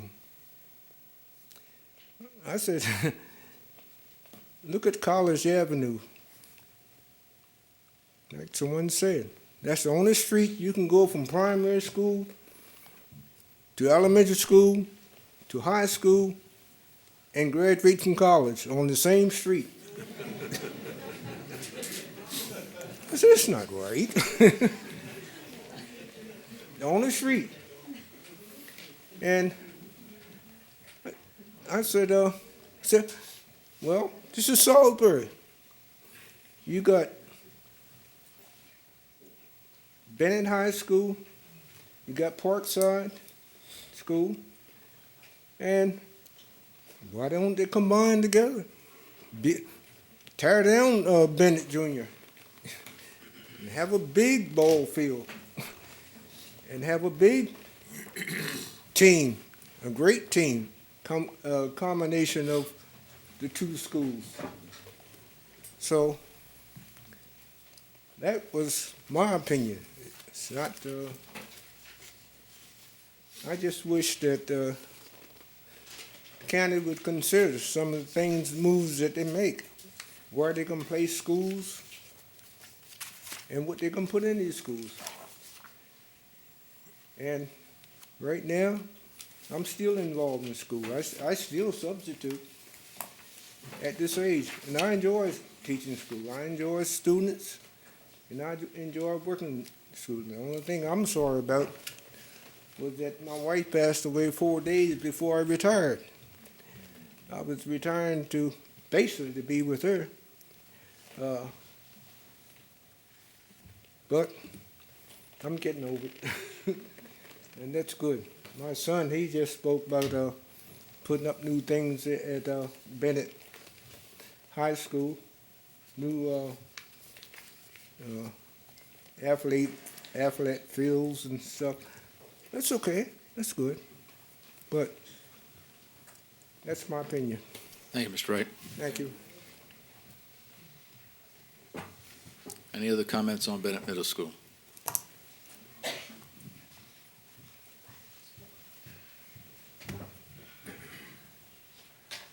Hi, my name is Hope Prince, and I'm a taxpayer, and I have 5 kids, but they're not at any of the schools that we talk about tonight. I just wanted to say for the athletic fields that my understanding is that the money is already there. So it's not money that we're going to spend, it's coming out of our current taxes. And that some of those monies are state dollars. And my concern is that when those state dollars go away from Wacomico County, they don't necessarily go back to Maryland. They'll go to another county, which means that another county will get what the state has already said is our money. And so I really think that the council should consider that you'll be taking money away from our students and giving them to students in another county. And our kids are super deserving of a great athletic field, and really of anything that the state has already given us money for should continue to be funded. And the other thing I wanted to point out is that when we talk about growth in the community, one of the things that when my husband and I moved here is we looked at the schools. And we picked, our school because where we wanted to live, we wanted to go to this school and that school and the next school. And other people who come from other areas do the same thing. So when they're considering moving here for a job, and we want there to be people who are highly qualified, who make good money, who will then spend money in our stores and continue to drive the economy, we want to have good schools and good facilities are a big part of that, not only for the student, but for the administration. A newer school will cost less in order to maintain. So just take that into consideration as you look at this. Thank you, Ms. Prince. Any other comments on Bennett Middle School?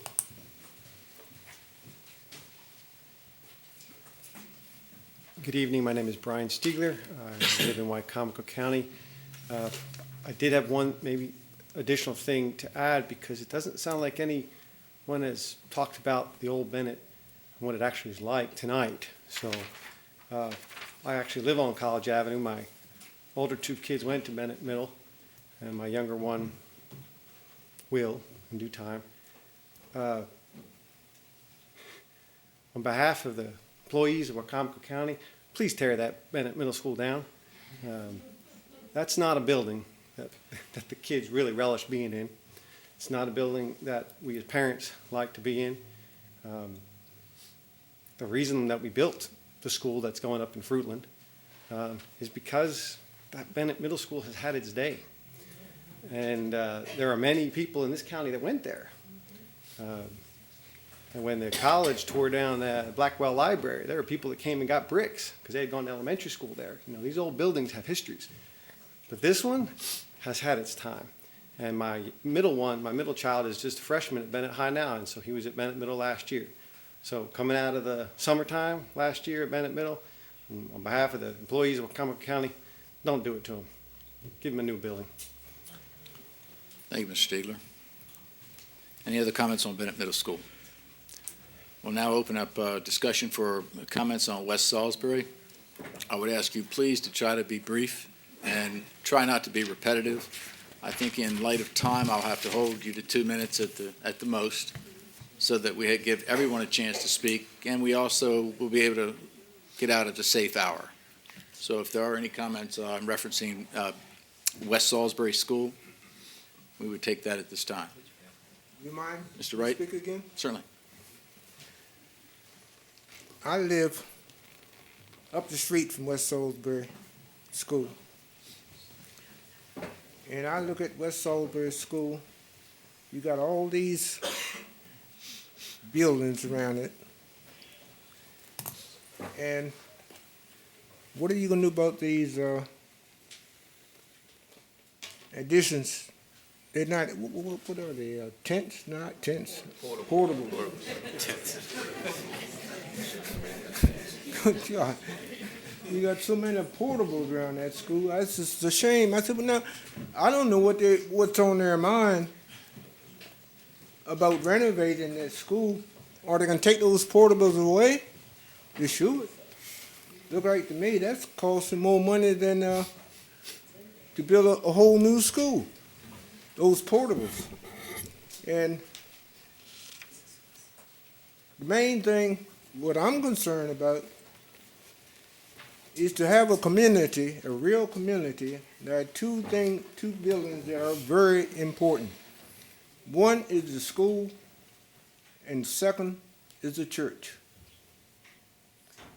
A community, as far as I'm concerned, does not exist if it doesn't have churches and if it doesn't have schools.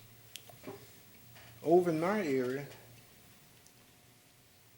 we appreciate the schools that we have, and we appreciate West Salisbury Elementary. I go to the church right across from West Salisbury Elementary.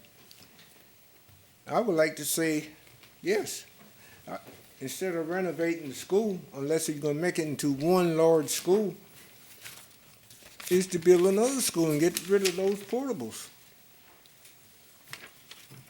And the kids would have somewhere to go in our community.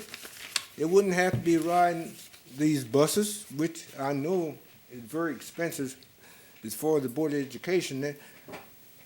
My grandkids live near me. They have to go clear across to College Avenue, clear across to Parkside, clear across to Bennett.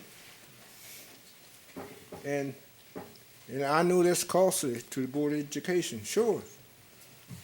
I'd like to see a new school built at West Salisbury School instead of renovating it, or if you're going to renovate it, make one big giant school for our community. We would appreciate that. Thank you, Mr. Wright. Thank you. Ms. Hudson, where are you? Good evening. I'm Dr. Kathy Townsend, Assistant Superintendent for Administrative Services for the Wicomico County Board of Education. Thank you for this opportunity to speak to you on behalf of the students, staff, and families of the Wicomico County Board of Education regarding our capital projects. I'd like to begin by thanking you, Mr. Culver, for the financial support of several capital projects you included in your proposed capital improvement budget for the coming year. Several of those projects, such as the new Bennett Middle School, have been eagerly anticipated and will provide a wealth of satisfaction, experience, and opportunities for our students. Not only am I here to thank you for your support of these projects, but to advocate for your support of another Wycomico County Board of Ed capital project. Yesterday, I, along with two of our directors, Mr. Ford and Mr. Foray, had an opportunity to meet with Mr. Culver, Mr. Creamer, and Mrs. Morris to discuss the West Salisbury Elementary School Replacement Project. We had valuable conversation at that meeting with a mutual agreement for the Board of Education and the county to work collaboratively through monthly meetings to share information and seek ways to move projects forward in an efficient and cost-effective manner. Thank you and your team for your commitment to meet with us on this regular basis. I would be remiss, however, if I did not share tonight that the Board of Education continues to strongly advocate for a replacement school for West Salisbury Elementary. We realize and appreciate that you're exploring alternative options, including renovation of West Salisbury. We request, however, that using the information gleaned from your study and from our study, that you work with the Board of Education to develop a feasible timeline and financing model to accomplish completion of a replacement school, even if it takes longer than hoped. The outcome of a new school would be worth the wait. In conclusion, I would like to reiterate our desire to work collaboratively with you, the county executive, and the county council to provide quality schools in our county to attract families and businesses, which in turn would be an economic boost to our community. Thank you. Thank you very much.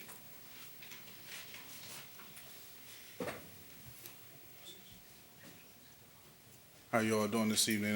My name is Dwayne White. I'm a taxpayer in Wycomico County. Speaking on West Salisbury, my youngest son went to West Salisbury last year, which is last year, and I know he was a handful, so you definitely remember.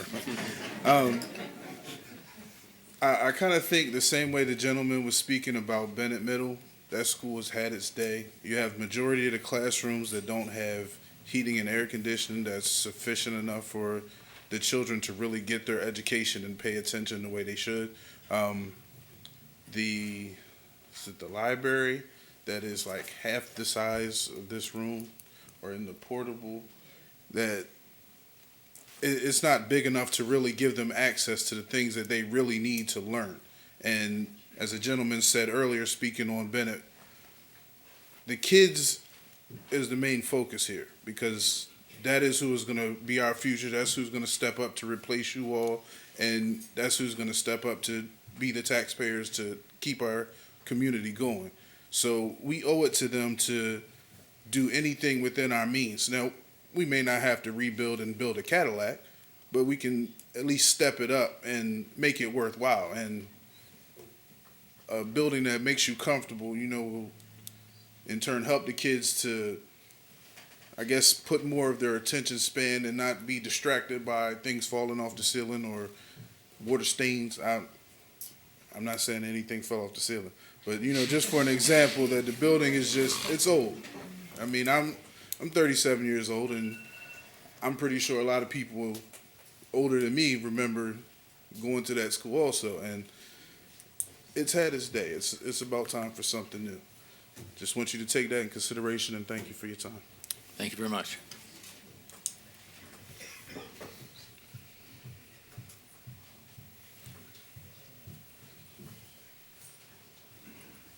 Hi, Kim Hudson.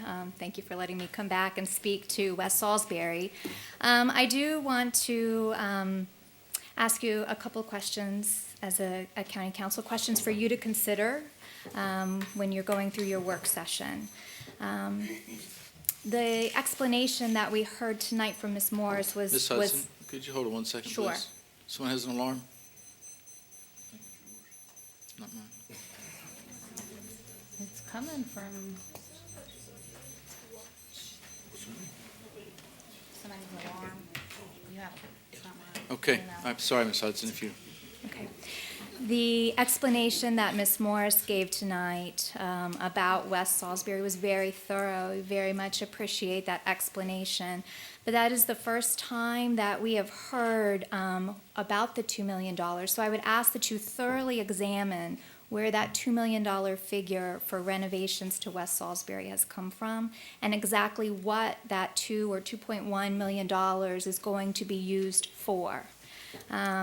I have to say that the needs of this school go way above and beyond windows and air conditioning. West Salisbury does not sit in the center of our community like Bennett Middle did. I would gather or venture to say that many people in this room might not even have been by the school. It is tucked away.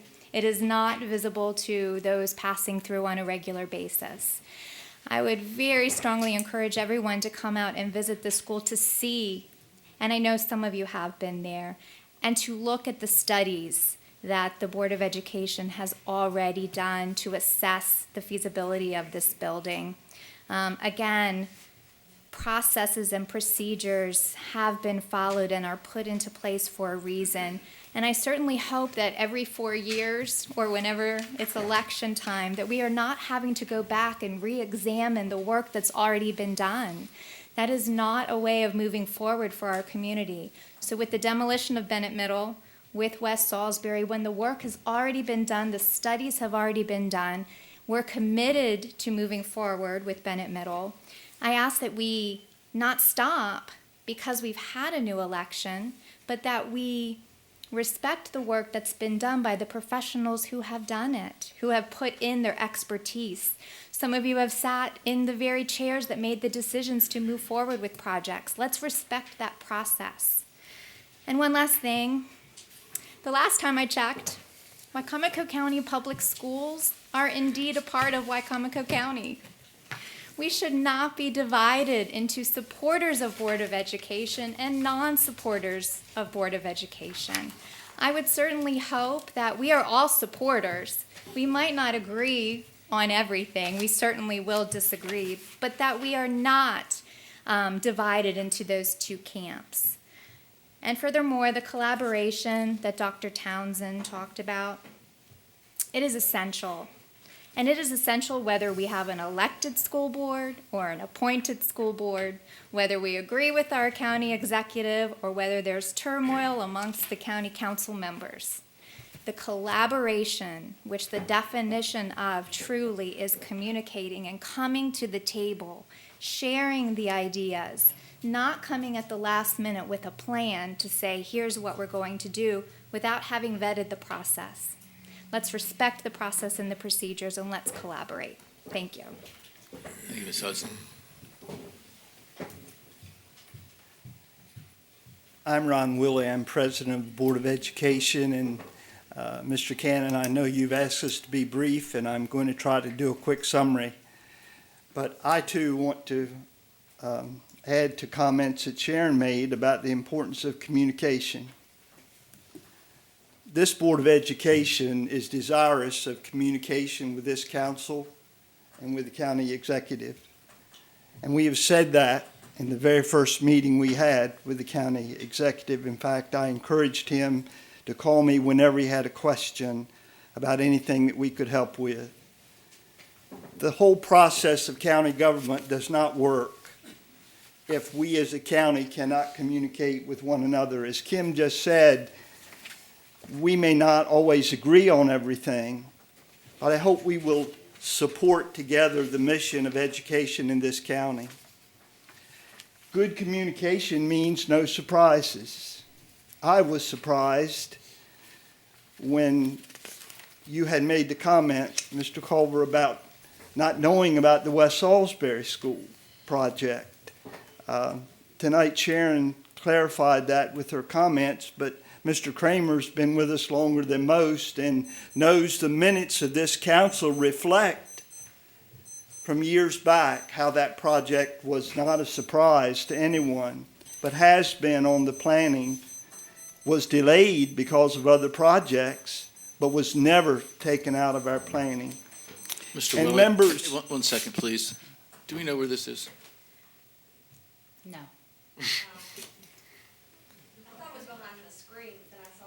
It's coming from this general area, but it's no. There's not a timer in the drawer over there anywhere? No, there's not. It's not a drawer. This is your recorder? No, it's not my recorder. I thought maybe you were telling me that my time was up. I should have said anything? All right, thank you. Go ahead. I just would encourage, particularly the new members of our council, Mark and Ernie, that we do give information to the council from the board about all of these projects, and the minutes of your meetings reflect the fact that you do have information. We don't operate in secret from you. We want to communicate with you, and we value your input. That's why the School Building Commission has been such a wonderful instrument, not one that we requested, but one that was requested by the council. And we've been able to communicate projects that are needed in the county through that commission. And you've had input because you've had members on that commission.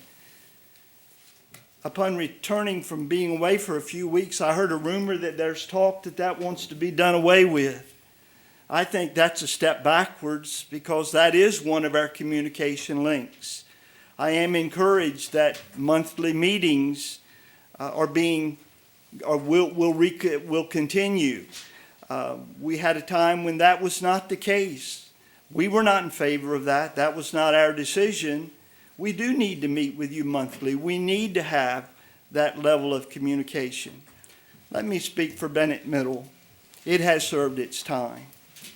I too like to think out of the box, and I believe there are other facilities that we might need to look at in terms of what you're suggesting.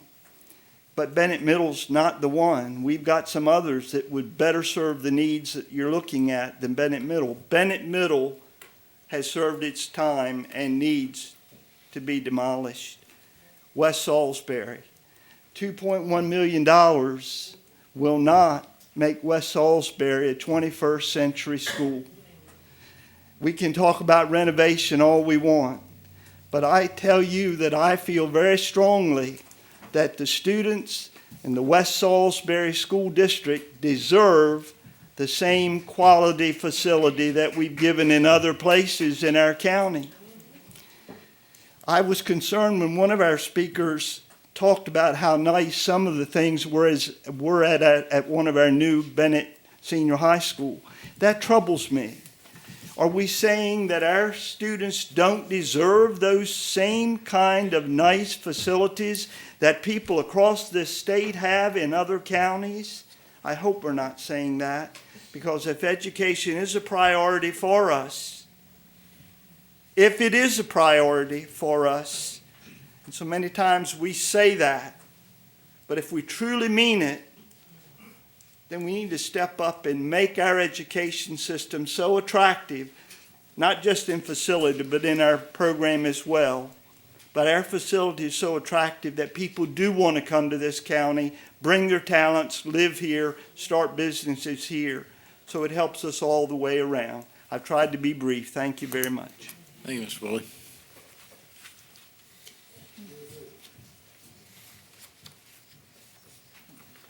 Hi, again, Hope Prince. So I just wanted to briefly tell you a story that happened to me today, sort of by accident. I went to the play area at the mall where, there's lots of moms and kids, and I started talking to some moms who had kids my age, and I was like, oh, what school district are you in? Where are you at? Just talking about some of the things that were on the agenda tonight and were on the school board's agenda a few weeks ago for meetings. And I met this mom. She was very nice, well-educated, and I said, oh, well, what school will, I don't know her kid's name, Sally, be going to in the fall? And she said, West Salisbury. She said, but we're moving.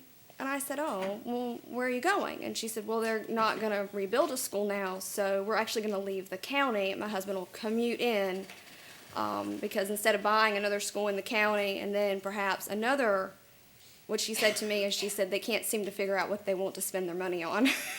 And I kind of giggled, and as I was listening to this tonight, I thought, I see where she is coming from with that. So in projects that have already, with both of these projects where the money and the promises have already been made, I would really urge you to continue on that track. And then with future conversations, the county and the school board working hand in hand to make the best decision for our kids that's not only fiscally conservative, but is also, in the best interest of the children moving forward. Thank you. Thank you very much.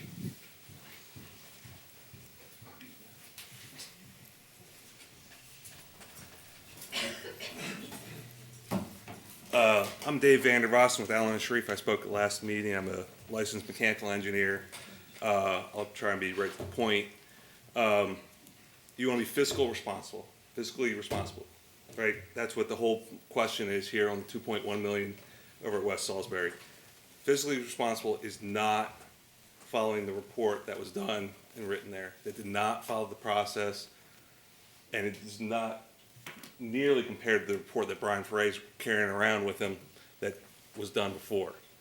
Take that report, look at a couple of bullet points in there, throw it out. It was a preliminary report done by people that are not fully up to speed on what they should be doing on the process. $2.1 million for windows and air conditioning. You're throwing your money away. If you don't like what that report back there says, I'm sure the architects, one of them which is here, would be open to going back, reviewing it, looking at other options on it, other ways to spend your money. But 2.1 million for windows and air conditioning, you're just wasting my money. So, thank you. Thank you, Mr. Vanderboss. I'm going to be real brief this time, but I do need to clear that up. The $2.1 million that the executive has asked to remain in the budget is not for heating and air conditioning anymore. It's to be used toward either a rebuild or renovation determined by their continuing conversations. The $2.1 million is no longer dedicated for heat and air. We know that we're beyond that. I did make that clear the first time. Also, the feasibility study that the county executive conducted was done so because he felt the need to examine the building. He was not familiar with it, nor did he know that there had already been a feasibility study conducted by the Board of Education. We had a meeting with them on February 12th.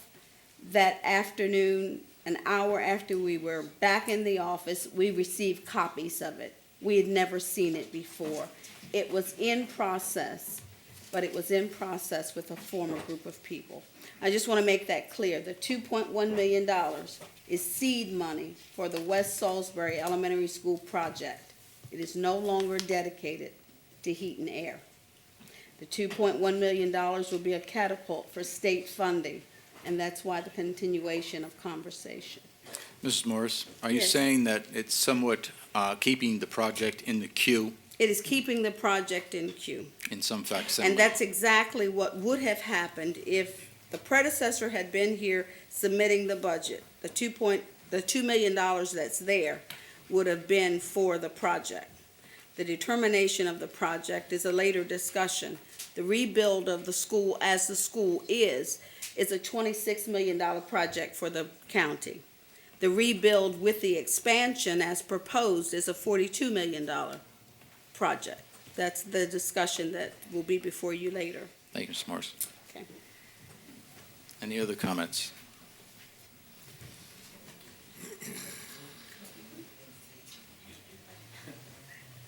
Mr. Cannon, I'm Hugh Livingston. I'm Chair of the School Building Commission.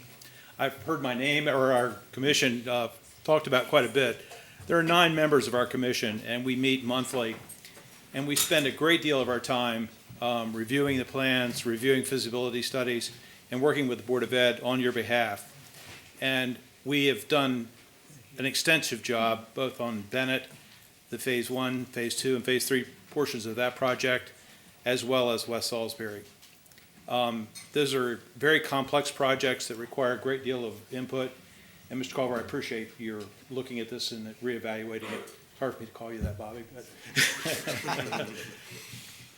it's a very good group that we work with, and Matt has been with us for several months here, and we appreciate the input, and we appreciate the exchange of information, and I thank you. Thank you. Thank you for permitting me to come back. My mother always said patience was a great virtue, and I have decided you are a very virtuous group tonight. You've been so patient with us. I do want to know where the $2 million is coming from that we're getting for this project. Is it coming from the $1.4 million that's taking away To finish the Bennett, okay. I believe thank it's you. coming from reserves, is that all right? It's Capital from reserves. capital reserves. Okay, and if we were to undertake the use of that $2 million at West Salisbury, what happens when it isn't enough? What happens when we get the bill for asbestos abatement that comes in at an exorbitant price, and we find out that we have issues health-wise with children? What happens when the expense has to cover mold and mildew in an old building? The reason I feel that I'm comfortable talking about that is that in one of the homes that I had in Wycomico County, I had to have asbestos abatement before I could put a new roof on the house. And just for my 4-bedroom home, the cost was over $50,000 for asbestos abatement. And if you're talking about a school with buildings that go hither and yon, when you have issues like that, there are definite policies and procedures to follow to meet the code for school buildings in this county.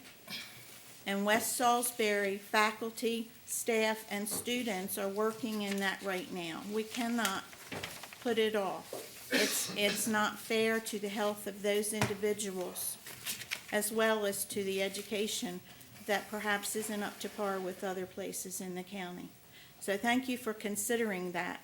I think health issues are very important as we are concerned with the welfare of our children as well as their learning. Thank you. Thank you, Ms. Elmore. Good evening. My name is Laura Lynn Geiser, and I'm a resident of Wycomico County, a parent and a founding member of the group Parents in Action. Even though my children will not attend West Salisbury, they attend different schools in the county, I'm here to speak in support of the West Salisbury project. And up until tonight, and I'm still a little unclear about what the $2 million will be used for, I guess it's just appropriate to ask for transparency and collaboration to come up with the best plan for the community and these students. I know that during the process of debating the Bennett Middle School project, it seemed to be all about air conditioning and windows. But I would like to point out that I was able to visit the school and walk through the school in January. And what was most concerning to me was the media center. The media center is in a portable about half the size of this room. And the media center in a school is the heart of the school. Everything around a school is in the media center. So I just ask that when you're looking at how to spend this money and how to spend future money in this project, that you consider things not only about the health and safety, but also about the learning environment. In addition, the school's cafeteria, auditorium, and gymnasium are all in one room, and that's just not conducive to the way students have to learn in this day and age. The students of West Salisbury and the community of West Salisbury and the community as Wycomico County as a whole deserve the same learning environment as every other student in Wycomico County. It is heartbreaking when you compare West Salisbury to other elementary schools and primary schools in the county. I have to say that when I walked back into my children's school, I felt a little guilty. My second thing I would ask is that you please support the money in the CIP for the Mardella track and field. Those students and the Mardella community members have waited for this for a long time, and they deserve that.